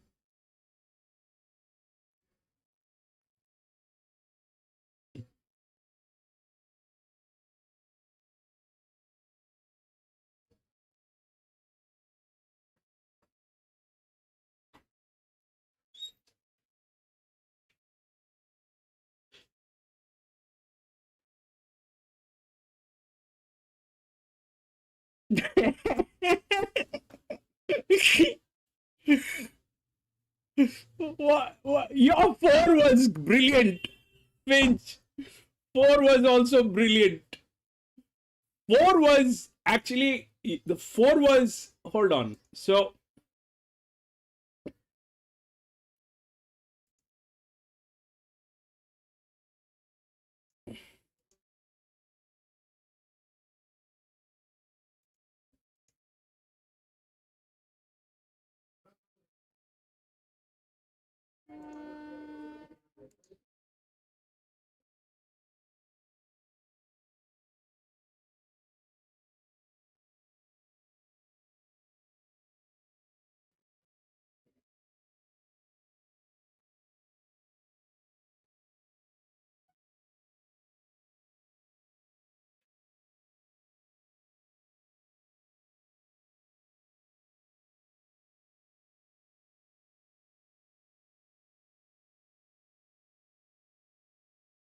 four was a good one. Finch.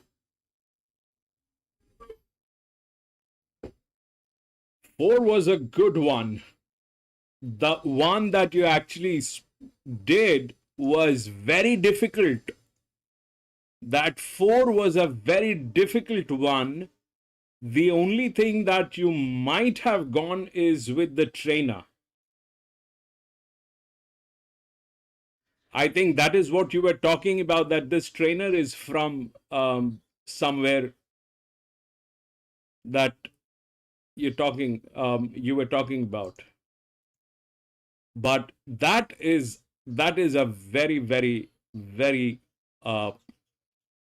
brilliant one. 4 to 5-year-old kilting. CBU, I willed up 3 and down exacta. Brilliant, CBU.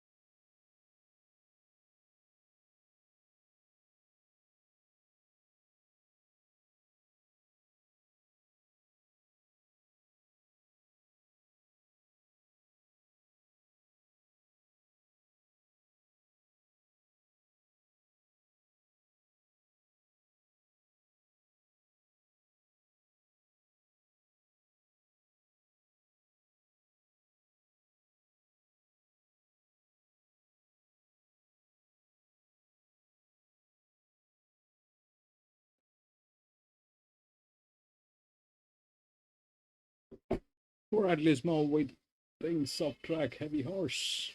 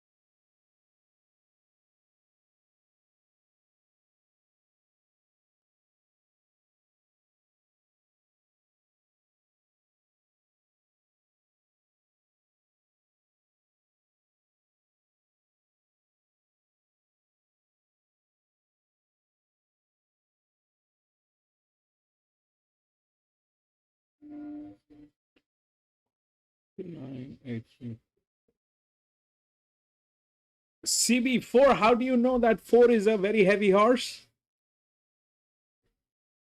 How did you know that? I mean, what's your source?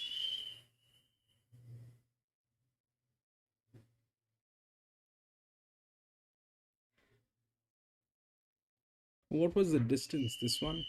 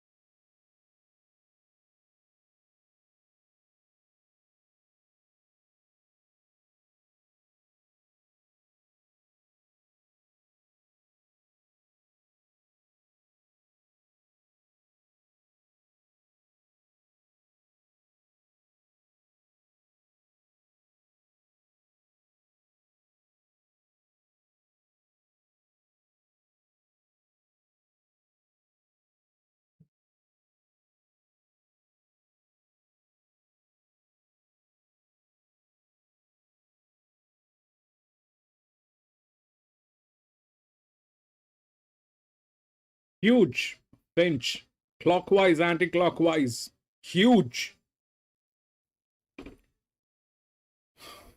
The horses that are trained on anti-clock will have advantage.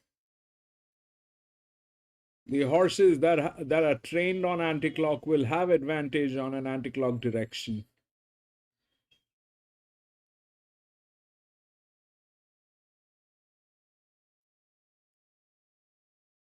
Bro, CB, can you just direct me to that, where you're getting that information from? Can you please help us?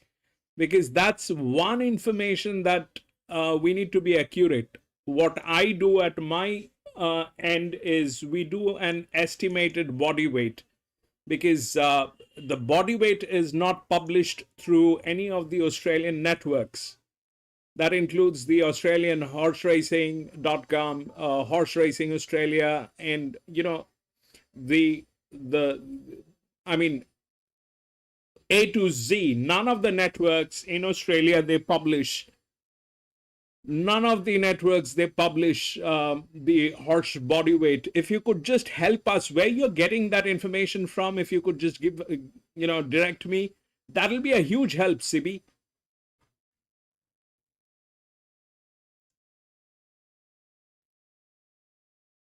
We do get the body weights through a very complicated calculation that is not accurate. That is not accurate. We are I do that with mathematics, but that is not accurate. It is not accurate.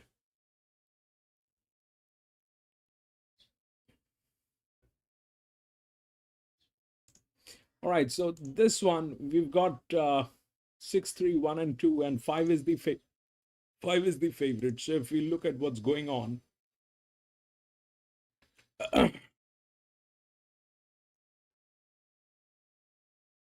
12 and 1 are the only ones that are there.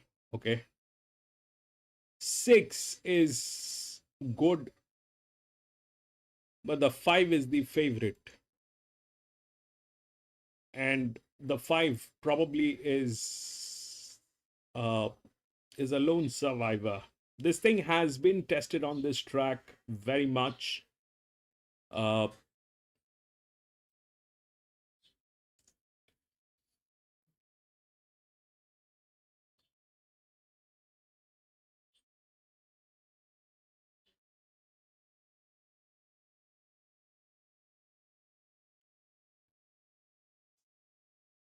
Yeah, the horse prefer in southern hemisphere turning. I don't know what you mean by that. The horse prefer in southern hemisphere turning right.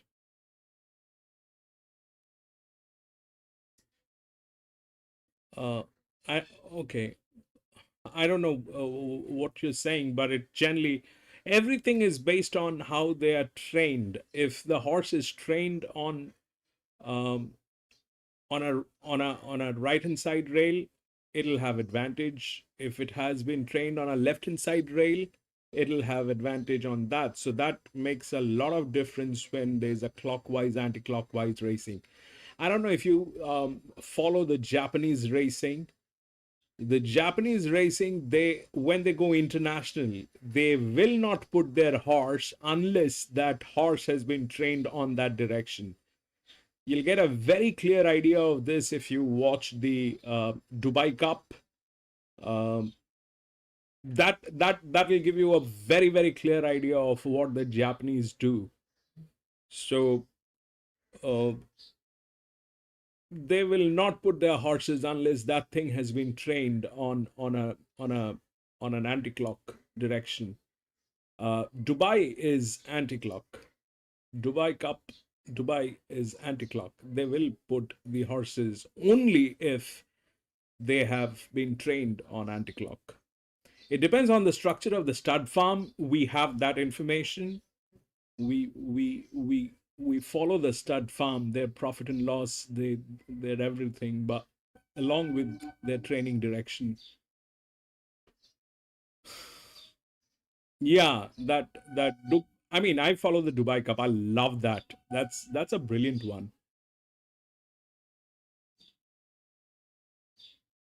Okay, probably. I'm CB, my English is very bad. I just pretend that I know English.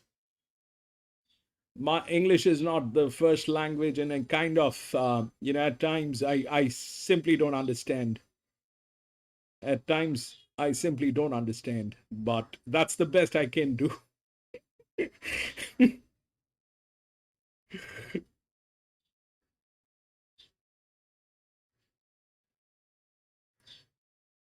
But that body weight thing will help. No, bro, I'm still learning. It's not my language. I just adopted it. It's not my language.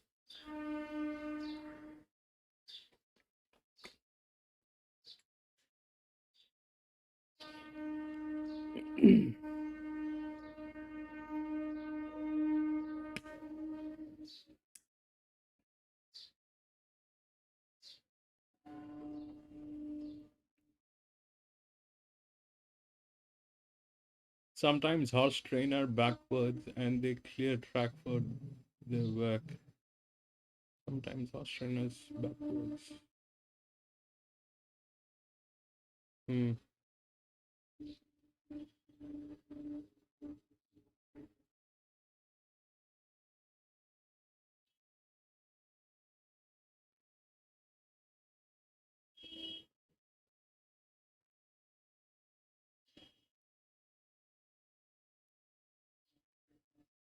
This is where this is not us. This is Gayton, probably.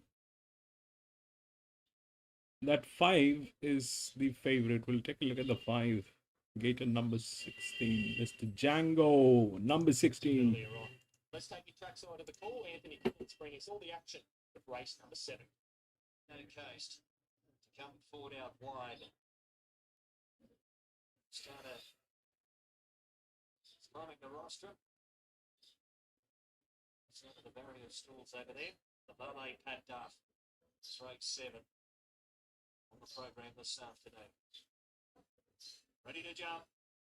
1400 to trip. They're off. Hayaku from the inside left fast, but surging up rapid duty. Perioness, Tavistock Rover, the Shaman had it all off.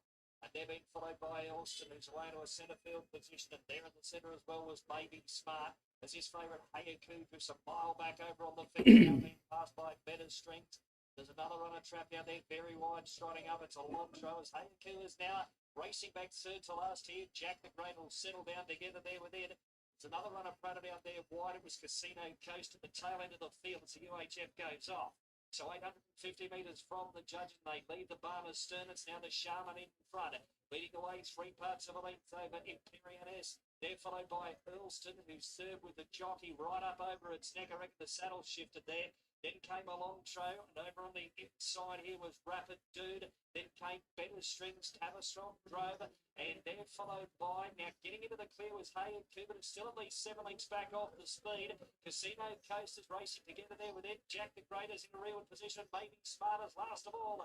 It's the Shaman in front, levelling up for the run of the judge and kicked. 250 metres out, set sail by 3 lengths. Over Imperial on Lontro.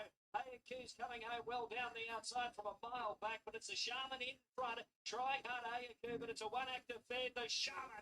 The 3, Shaman 2, beats 6. Alonso will be 3, third, 2, and they're 6. followed by Better Strings and maybe Smart. Imperial for next, and then came Casino Coast, also Jack the Great. Earlston for next with Tie Wheeler right up over that horse's neck. Rapid Dude if we haven't got to it, and Tavistock Rover at the tail end of the field.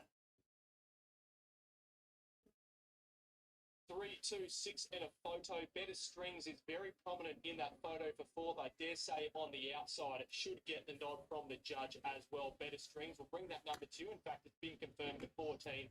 3, 2, 6 and 14 our numbers, and the Shaman, well done. 14. Young jockey Samantha Poynton taking off the 4 kilograms for the Richardson team, went straight to the front, and there was absolutely no stopping. Just kept on kicking and gets the job done, defying a big drift. $5 out to $8.50, and racing in really good form at his win number 3 at start number 12, following a win at Dolby a couple of runs ago.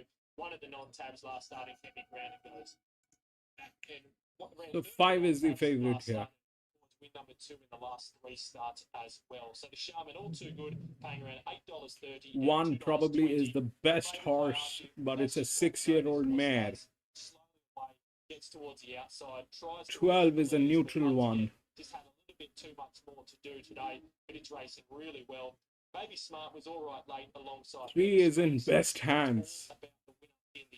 And 5 is the favorite. In race number 7 at Gatton. We'll pop up those numbers back up on screen for you. But the Shaman takes it out. All too good. Well done. And the FF is on 2. She gets one of her first winners in her career. Samantha. That's a 10-year-old gelding. $8.50. Numbers up on screen. 3, 2, 6, and 14. Mayaka win for second. Alondro runs well in the third. And Better Strings best the rest for later. That takes us away from Gatton. We'll take a quick break and come back with plenty more racing in New South Wales.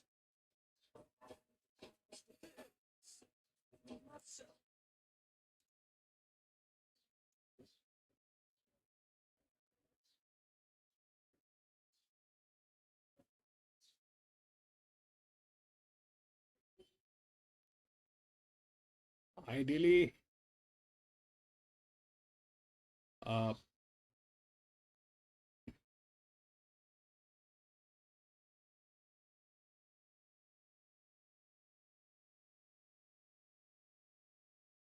shit.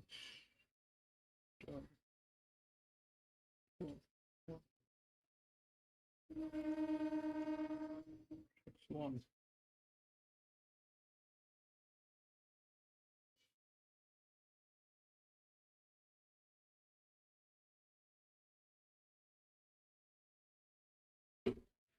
This is a 10-year-old gelding. It has been to 11 league races but did not get any.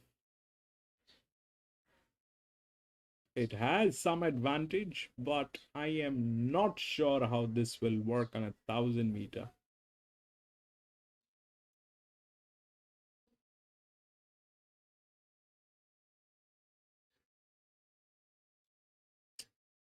Five's there, but the advantage is not adequate. I don't know. That 5 is the favorite. How is this going to work? One's tail.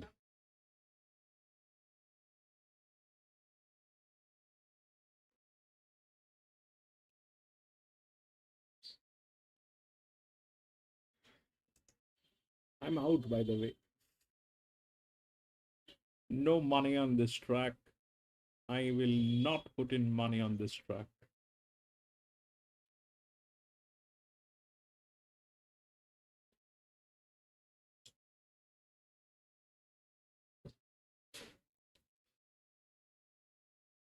Range got 5, 6, 11. 5, 6, 11. Why 11? Bro, why 11?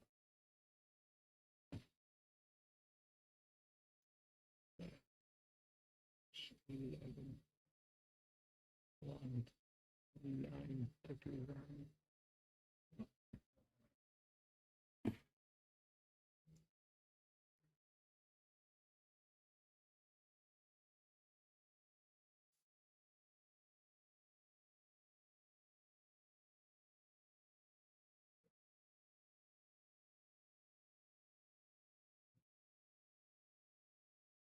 Number 3 is a 5-year-old gelding. Yes, but that's okay, and it's in the best hands. That's hands down.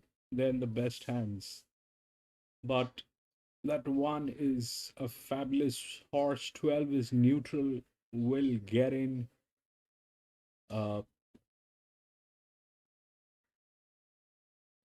In some way or the other.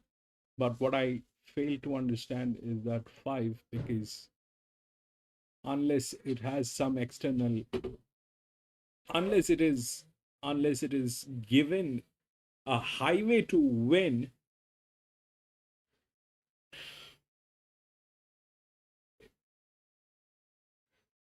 I mean, for that 5 to win, the rest of the horses will have to stop running. At least 6 and 1 will have to stop running. 3 and 12, I can understand. Okay, fair enough.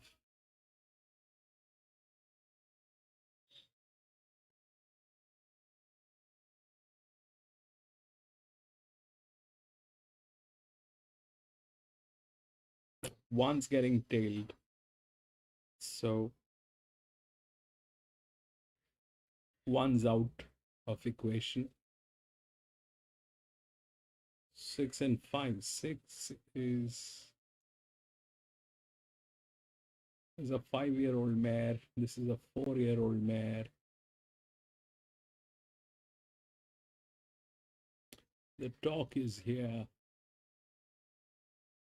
Everything is here. How will this go?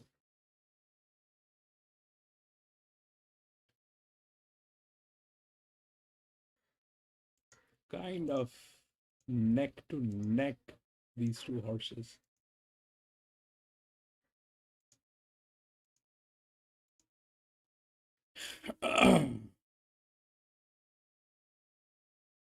11, 5-year. Yeah, I've seen that 11, bro. I've seen that 11. 11 is from gate number 2. Is a good one.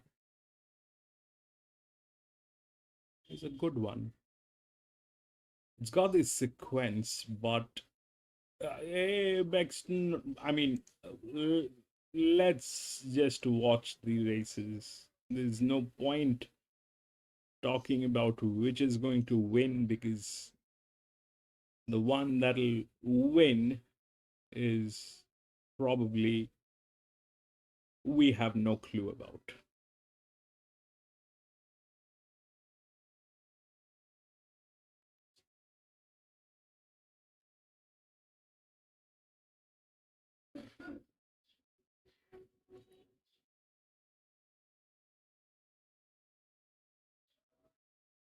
Twelve is also getting tailed. 12 is also getting tailed. So 12 is out, 1 is out.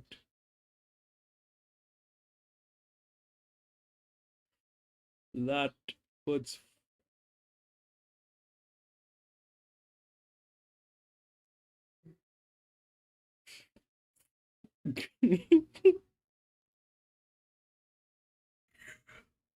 bro, this is absolutely crazy. Goulburn, man, they deserve some kind of a recognition.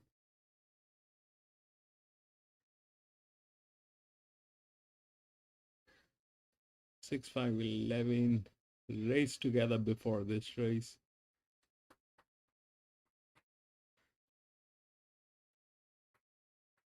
If they have raced together, they know each other. They'll be winking at each other.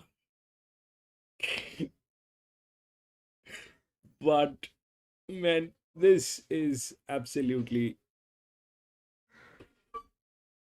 not what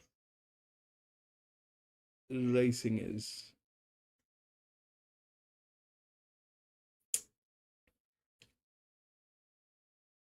So today, this is the 5th race. Not a single favorite has come in so far. So they're going to go back to 0. Not a single favorite, huh? John 6.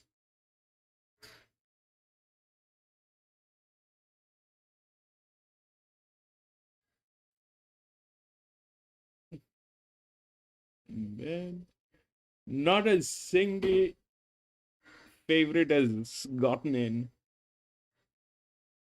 They're trying to prove a point that nobody has any clue about horse racing. They're the only ones who's got all the intellect, and they're the ones that people should follow.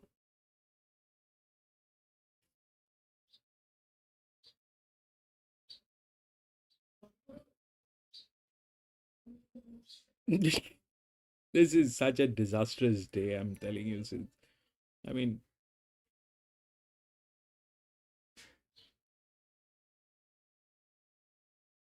John got 6. 6 has, I mean, Lewis 6 to win. How will they? I mean, Lewis, that's okay. Keep it like that, but don't put in money, my friend. Don't put in money. This track doesn't deserve a single penny. This track doesn't deserve a single penny. Don't, I mean, putting picks is okay, fair enough. That's okay. But don't put in money, bro. Don't put in money.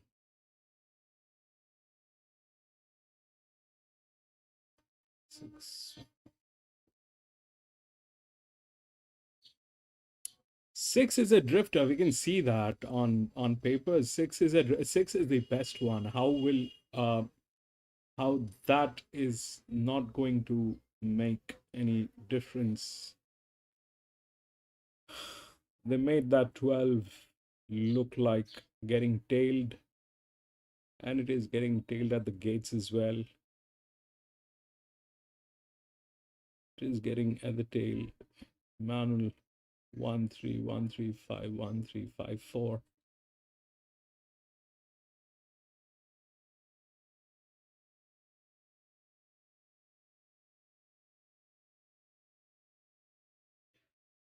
Best of luck, Manuel.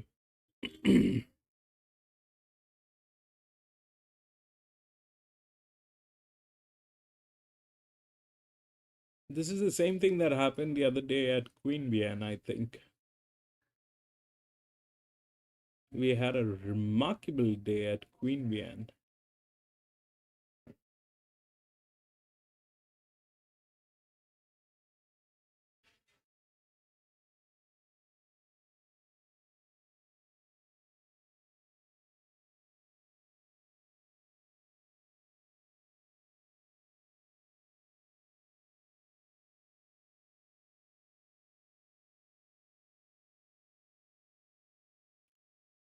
This is the 5th.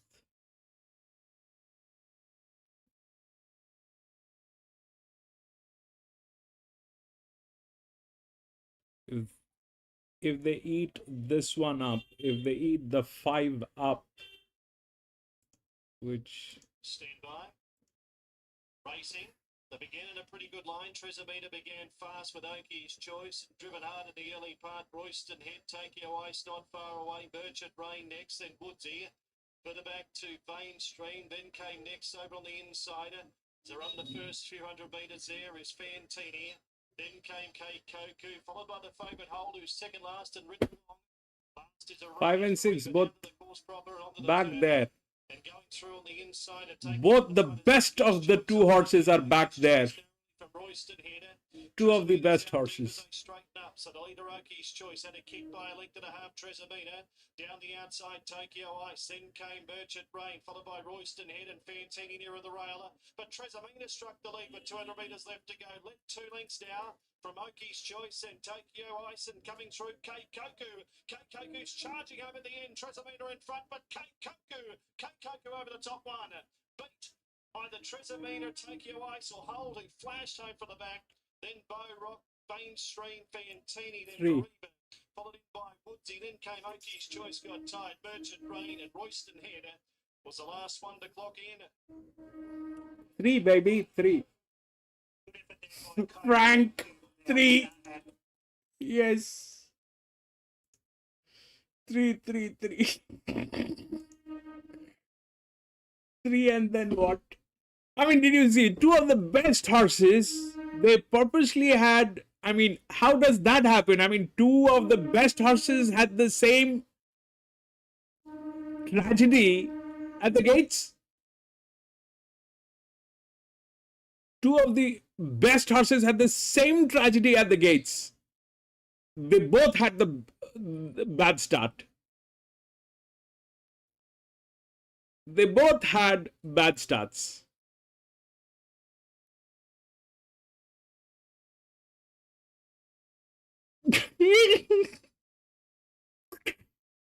3, 12, 1.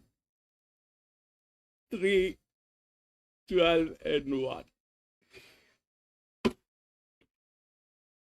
And what, John? What else? 3, 12, 1 and what?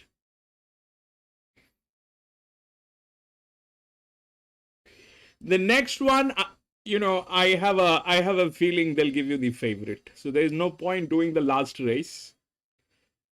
They'll try to keep it to 10%, I think. So they'll give you the last race. The last race will be there. I think so. 3, 12, 1 and 5. Thank you, John.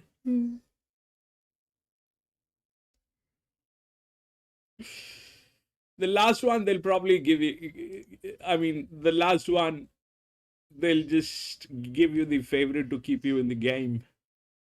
Just to make us believe how angelic these people are. 1, 3, 5, 6, 7, 16.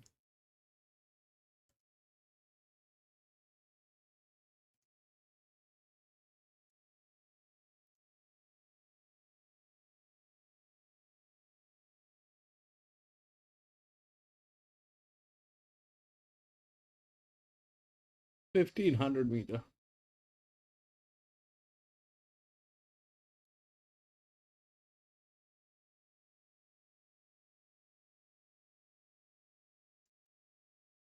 What a joke, man.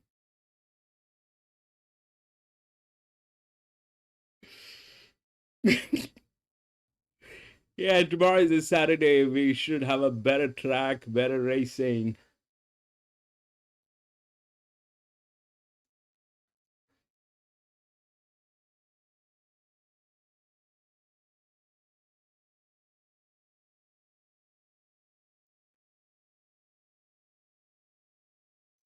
Oh, this is a maiden. Why should they give us a maiden?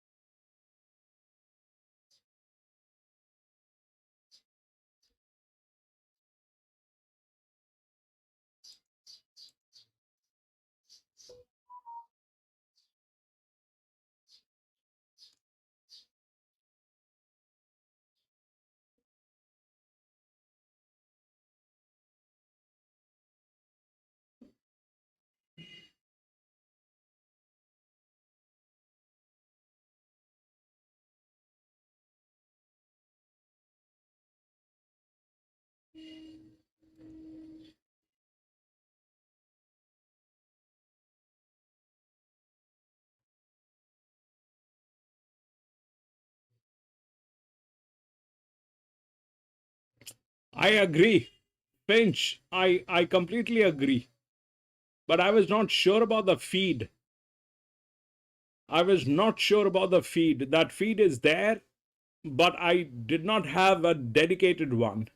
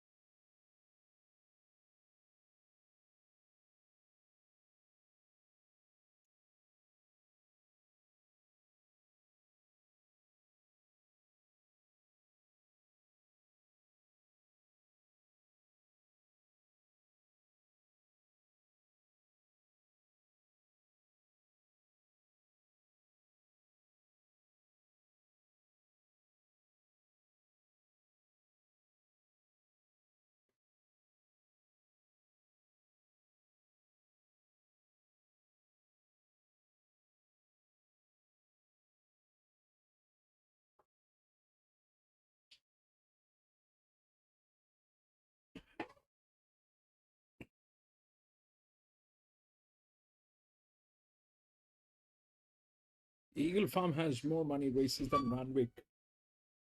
Yeah, Eagle Farm is good. Eagle Farm is also good. Tomorrow. Bro, if I have that feed, we'll get it in. We'll get it in. Without the feed, it's not fun. We don't get to see what's going on. With the feed, we know what's going on. Without the feed, it's like anyway, we are gambling. And on top of that, you go with blind. Then, bro, you're like, we are the champions. Kanal, welcome back.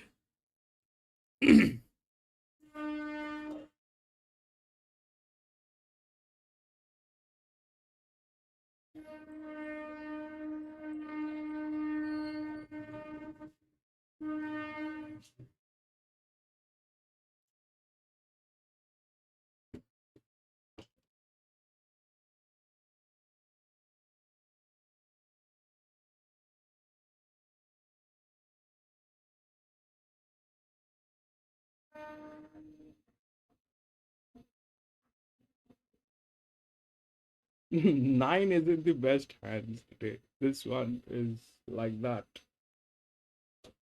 Nine.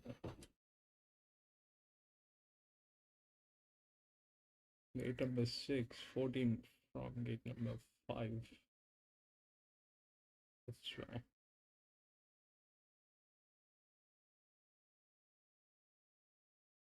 Lismore. And then the 4, my top pick treads softly, been big drifter in the market all the way out to $12.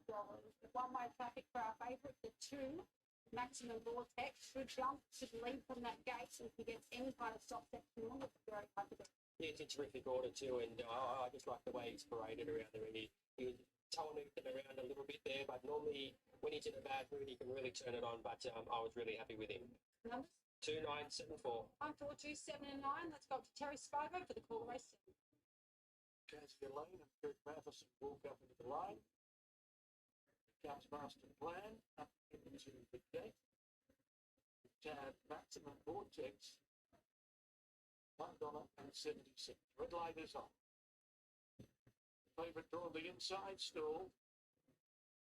The starter is around front now. Racing Maximum Vortex for the inside, one of the first away. Zurada left very quickly and takes Maximum Vortex on for the lead. Zurada scooted to the front, breaking the first turn. Master Plan on the outside ran to second. Maximum Vortex third, and then changed the date. Tread softly, drifts back to be second last. Cassia Lane is at the rear. Zurada led Master Plan down the side.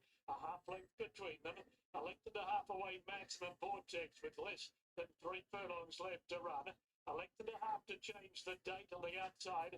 I'll tread softly. Cassia Lane whipped them in. Zurada narrowly from Master Plan coming around the bend at the 320. Maximum Vortex 2 lengths away. Then tread softly. Zurada, Master Plan, they come to the 200 together. Maximum Vortex trying to get through between them. Is there room? There is now. Tread softly, deeper out. Zurada in front. Maximum Vortex got the split, goes home too well. Maximum Vortex beat Zurada. Tread softly. Cassia Lane got up to run fourth from James the Date and Master Plan. 2. At 2, 7, 4, and 6. Beautiful ride by Sienna.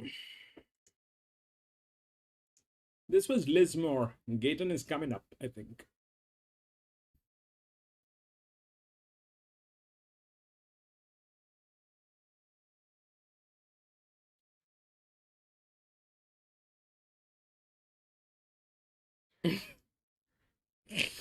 Man, if they eat up the 9 this time, they're going to be making a record today. I mean, they did make a record last time, but if they eat up the 9 this time, the 9 is in the best hands, but it is not the best horse. The best one is 17. If they eat up the 9, this track needs a standing ovation. We'll give them a standing ovation.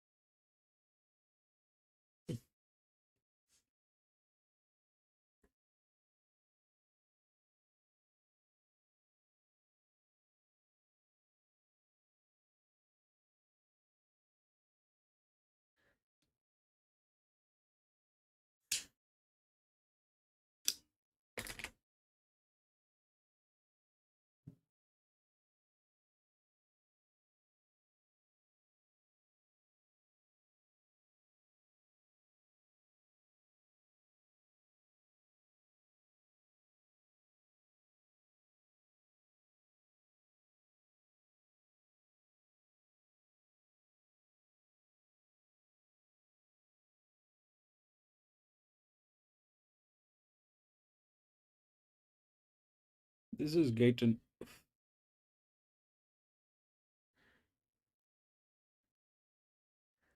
Probably.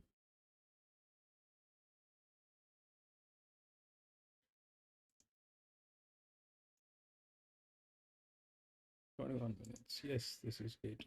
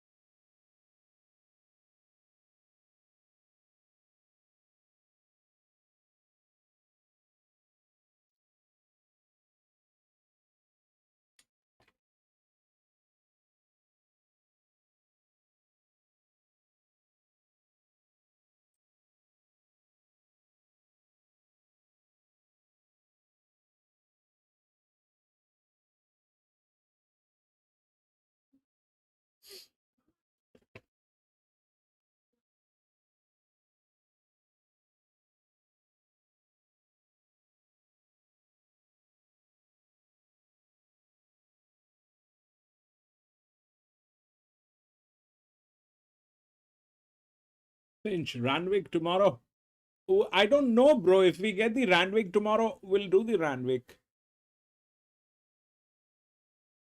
If we get the, but we should get the Randwick. We generally get the New South Wales races, so we should be getting Randwick. Unless they're racing at a weird time, like Gold Coast and the rest of the tracks today, then we'll be racing at Randwick tomorrow.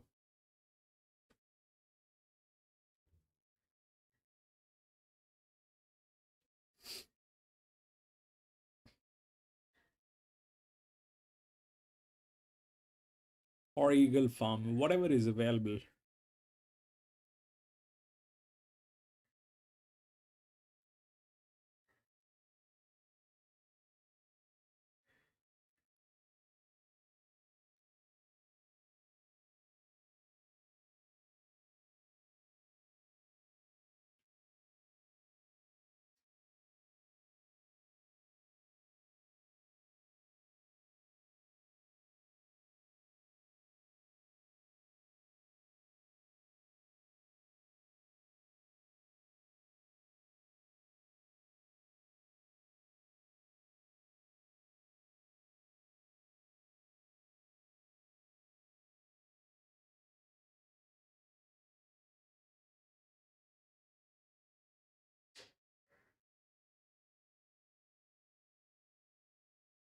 CB4 has 837 at Gayton.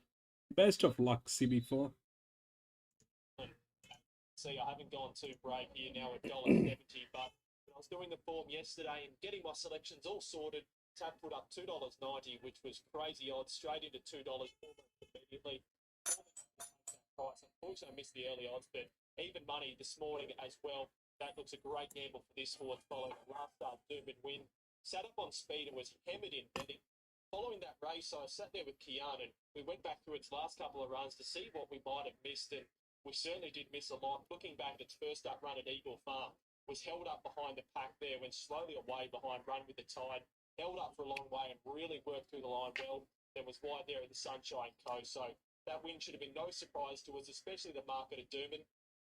Although it steps back 100 metres, not too worried about that. And the fact it only goes up 4 kilograms following Jace McMurray's claim, right back in grade against much easier horses. I'm expecting Freshbrook to be way too good. I've got one out in the quaddie as well. So I've got all on the line here with the favourite. I think the big danger in regards to, especially the value price, Maltali, had no real luck last start there at Dolby, had to work throughout on a wet track. He's suited once again with the drying conditions. We're getting big odds here around $18. Has been trimmed away from 19 in the last few moments. So respect any sort of market money late, but I think this horse will be better suited third up from a better gate. Just at the price I certainly am respecting. The 6 is Best of the Rest, and that is Line of Law. First run for the Bruce stable. You want to find Jack Bruce's horses, especially these tried ones. You want to find them first and second up. He gets them ready so well, and this former New South Wales trained galloper has had a couple of good hit-outs for the new stable.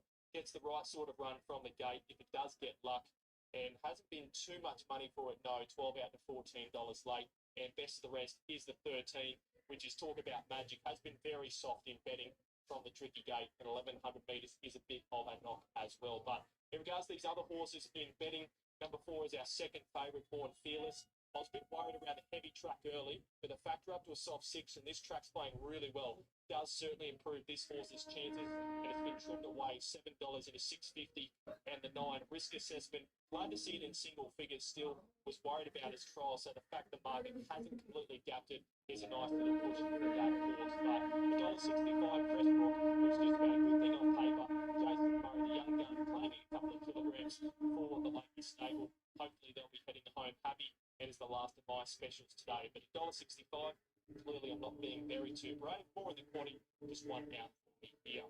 Those numbers 1, 2, 6, and 13 are special. Here's Anthony Collins for the call. Pressbrook, our favourite. 170. Right now as we speak. Moltali goes in. Risk Assessment will be the last to get set. Sunshine Highway from the inside. Get a number 4, Mr. Django. 4 and wide. Set ready to go now. Pressbrook the 5. Red lights on. They stand racing. Pressbrook away okay. Uncle Bud goes forward. Also, Sunshine Highway was nicely into stride, and Iron Power joins those there as well. Risk Assessment steaming across, and Talk About Magic is away to a prominent position there as well. Risk Assessment is looking for the lead here at the 850 in front, now a length or so. Over Iron Power back to second there, followed by Miss Samantha spearing into the picture here early on. Paces on us, Talk About Magic is next, and they're followed by Late Night Devil, Uncle Bud. Pressbrook goes forward to the centre, followed then by Sunshine Highway and also Multally towards the outside of there. Born Fearless is well back in the race, and also Line of Law. It'll land back second to last here, and Darling Heart is last of all over on the inside. It's Miss Samantha in front, looking to pinch this. Skipped out by a length and a quarter, straightening in over Risk Assessment, followed by Iron Power. Pressbrook's winding up. Talk About Magic is next. Born Fearless down the outside. Miss Samantha in front. Pressbrook up on the outside, flashing with also Born Fearless. Pressbrook up on the outside. Pressbrook beats out Born Fearless. Miss Samantha, followed then by Line of Law out wide. Risk Assessment was not far away with Multally. Sunshine Highway. Further back in the field, the Darling Heart. Then came Talk About Magic, Late Night Devil, and Uncle Bud finished at the tail end of the field. I think, Mr. Django, you got the 4. Got a place.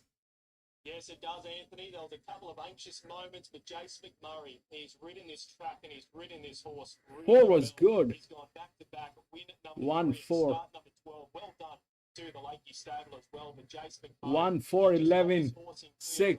There was a lot of horses that were about to start fading in front 1, of him. 4, 11, Quite 6. an interesting turn here. A couple of those Not bad, Mr. Django.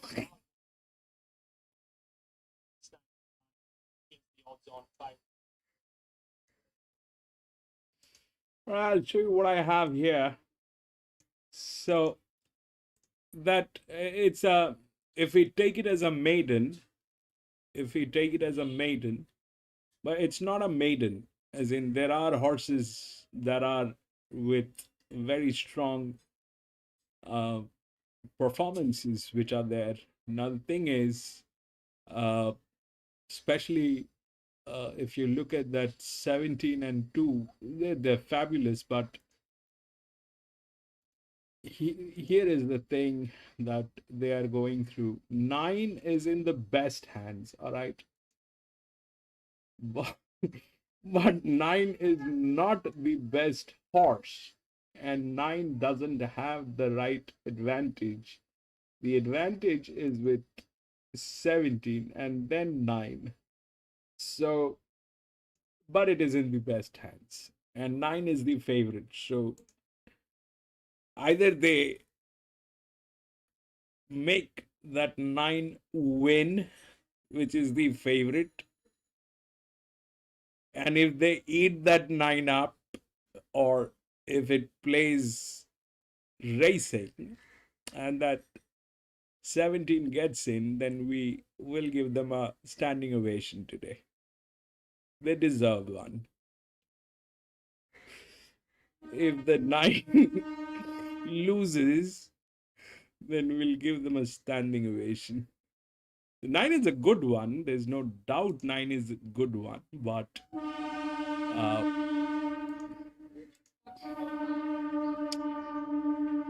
that's there.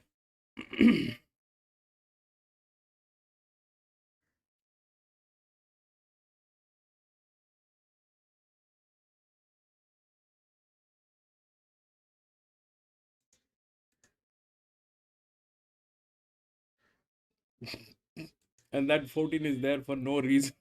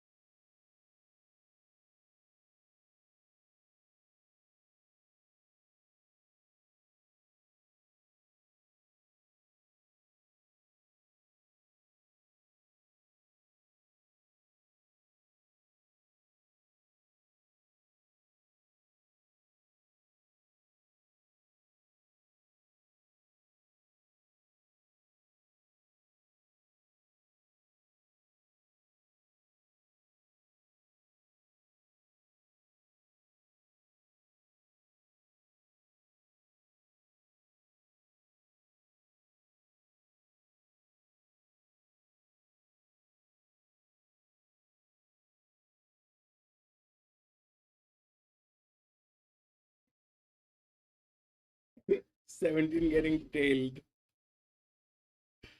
17 is getting tailed.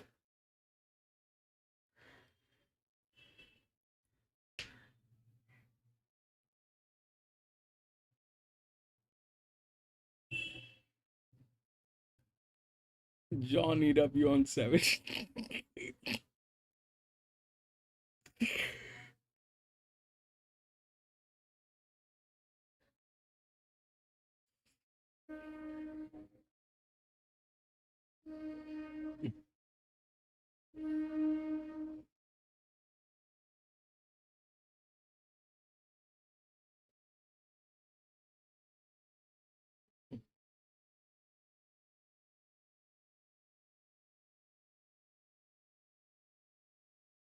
And Garland of Roses, and the support for it adds confidence. So I'm happy to be with her from the 4 Order Marola. Said the only start that he had, it's basically not a event. He just never got a crack at them. And I think the 1500 is really going to suit him. And with a clear run, I expect him to run on. In for third, I put the 2 horse, like Graham Benamera, certainly racing well and knocking on the door. And in for fourth, I put the 17, So Superior. As I just said, probably not the strongest form, but I think he found some find for the front. He'll give a sight. If you're still alive in the quad here, good luck here because it's paying anywhere between 13,000 and 18,000. A percentage of that would be lovely just before Christmas. The first leg was taken out by Deceive at $5.50. The second leg by a Boda Kuna at $34. That was the value. And the previous race, Kaikuyu, there at $5. So that's where the quaddy sits at the present time. Our jockey challenge is still pretty open. A few jockeys in contention. Yeah, well, we've got 3 jockeys all on 5 points. Alicia Millette, Pierre Goulburn, and Nick Haywood. But Alicia, the only one with a ride in the last race, she's got a good chance here with the 4 Order Marola. So she can run in the top 3. She's our favourite in the Jockey's Challenge, and she'll take it out. Yeah, pretty open. 3.5 minutes off the start here for $3.50 the field. That tells you the story. Very open appearance to the last. On with Benamera here. This horse is a $6 chance now. So good luck to the connections here. Steve O'Halloran's the trainer, and he joins Kayla. Pretty good chance in the last. And I've got it on top. And Kayla, I know you'd like it a little bit too. Yeah, I think it's a good chance in a tricky race. He seems to be getting better with each run. Yeah, he's improving each start. Definitely, Mudgee run was really good. He kept riding it to the line, so hopefully he's in with a good chance today.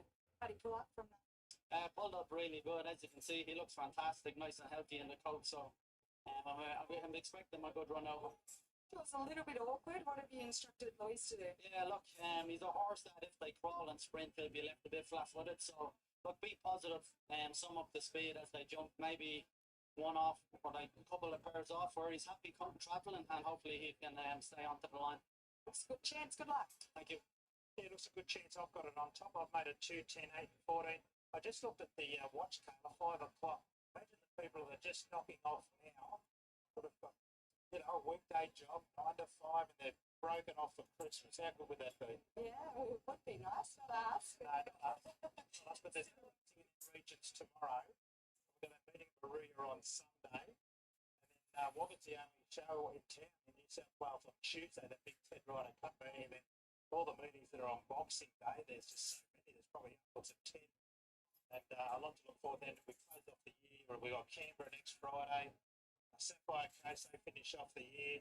And then we got an hour on New Year's Eve. It's always a popular meeting as well. But talking to the club officials the other day, they said no fireworks this year. They don't have the fireworks anymore. So I'm looking forward to the next week or so. Pretty open appearance, as I said, 13,000, 18,000. 8 on 14. 8 days racing. I would be delighted with this turnout today. Probably upwards of 1,500 people, which is pretty good by Goulburn standards. Yeah, the weather has certainly helped, but this is a bigger crowd than Exactly. but they'll be really happy with that. As I said, it's been a good day's racing overall, thrown up a few rough results, but punters have won in a couple of races too. I think good luck to find the winner of this last race. It's very, very open and very unknown, a lot of these races. Yeah. I do think the 9 Garland of Roses does look hard to beat, but I'll probably get the right one for the middle sort of draw. Might have to go back a little bit. The speed's a little bit messy here. Speed is a little bit messy. People are messy.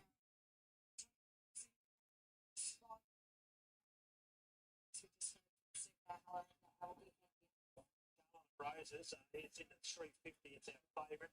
Him from 440. Audemars Rojas into 550 from 950. Bitamira, $466. $460.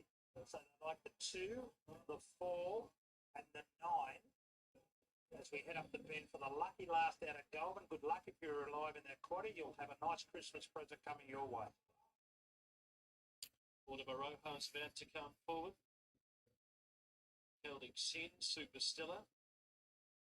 We're ticking down to start time. Small bet on 15. Best of luck, Mr. Django. This one about to get ready. So Thanks, John. they played the good cop, bad cop thing. The lady, she spoke about the numbers that actually has the potential to win, and the gentleman actually spoke about the odds. Soldiers Club Christmas race day. Red They light played the good cop, bad cop racing thing. now. Zozo Nani off the inside only began fairly. On the other hand, going quickly in the early part, Vadissimo with also Atomic Gazin, and So Superior's got good speed. Benamira's not too far away. And Zozo Nani's been ridden along to get up along the inside to be on the speed. And then Garland of Roses was next in between runners, followed by Audemars Rojas on the outside, Super Stella, then Bearings, and Nambi Gima is the last one, about 10 off the speed. 1,000 metres left to go, and So Superior takes a clear lead now by 2 lengths. Zozo Nani in second. 2 lengths away in third is Vadissimo. Then Atomic is in now getting in. Garland of Roses in the middle, followed on the rail by Celtic Sinner. Betamira's on the way forward over racing 3 wide. Audemars Rojas is next. Then came Super Stella. Bearings at 2 away. Nambi Gima. They pulled out the anchors mid-race at the 600 now, and So Superior is in front. Should have a decent kick. Led the way from the outside of it. Zozo Nani peeled off the fence to give chase. Then Atomic is in, getting to the outside. Vadissimo's just off the speed, and then Audemars Rojas around the turner. So Superior, Zozo Nani, Atomic is in, joining in, and here's Benamira, spreading hard and fast down in the middle of the track with 300 metres left to go. Benamira in front. Garland of Roses trying to peg back the margin with Audemars Rojas. Then Vadissimo, Atomic 17 stopped running. Benamira in front, but it's all out. Garland of Roses and Audemars Rojas are coming hard. Celtic Sin near the rail. Garland of Roses got to the front and won. Garland of Roses just blouse Bearings and Audemars Rojas. 9. Celtic Sin near the rail, then Benamira and Nambi Gima. Atomic Yeah, so 9. Good. I had a feeling they'll give you the. I had a feeling they'll give the favorite this time.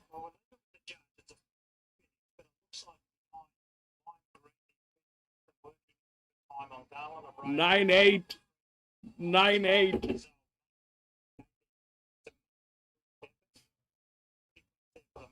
Well, the 4 was there, Audemars Rojas as well. So it looks like a 9-8 more in the lucky last. Yeah, it's exactly right, and I think the 2 will hang on for a 4th. That was a tough run, actually, by the 2 a wide run there, but as you said, the 9. 9-8-4.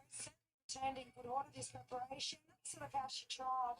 9-8-4-2. Got back a little bit for a bit of an effort, let down. 9-8-4-2. Man. So they just wanted to, make sure that we all believe that these people are very angelic. They've been playing fair so far. It's us. We are the ones who have no clue about anything. We don't even know our names. Man, that was it. Okay, brilliant. All right, so we had 6 races here, and that was the last one here at Goulburn, but I'm going to be racing tomorrow again in one of the tracks. It's a Saturday. It's going to be very big tomorrow. We're going to be racing. If you have a little time, please come and join me. We will race together and do a little chit chat and try to have some fun here. We do horse racing 5 days a week. That's what we do.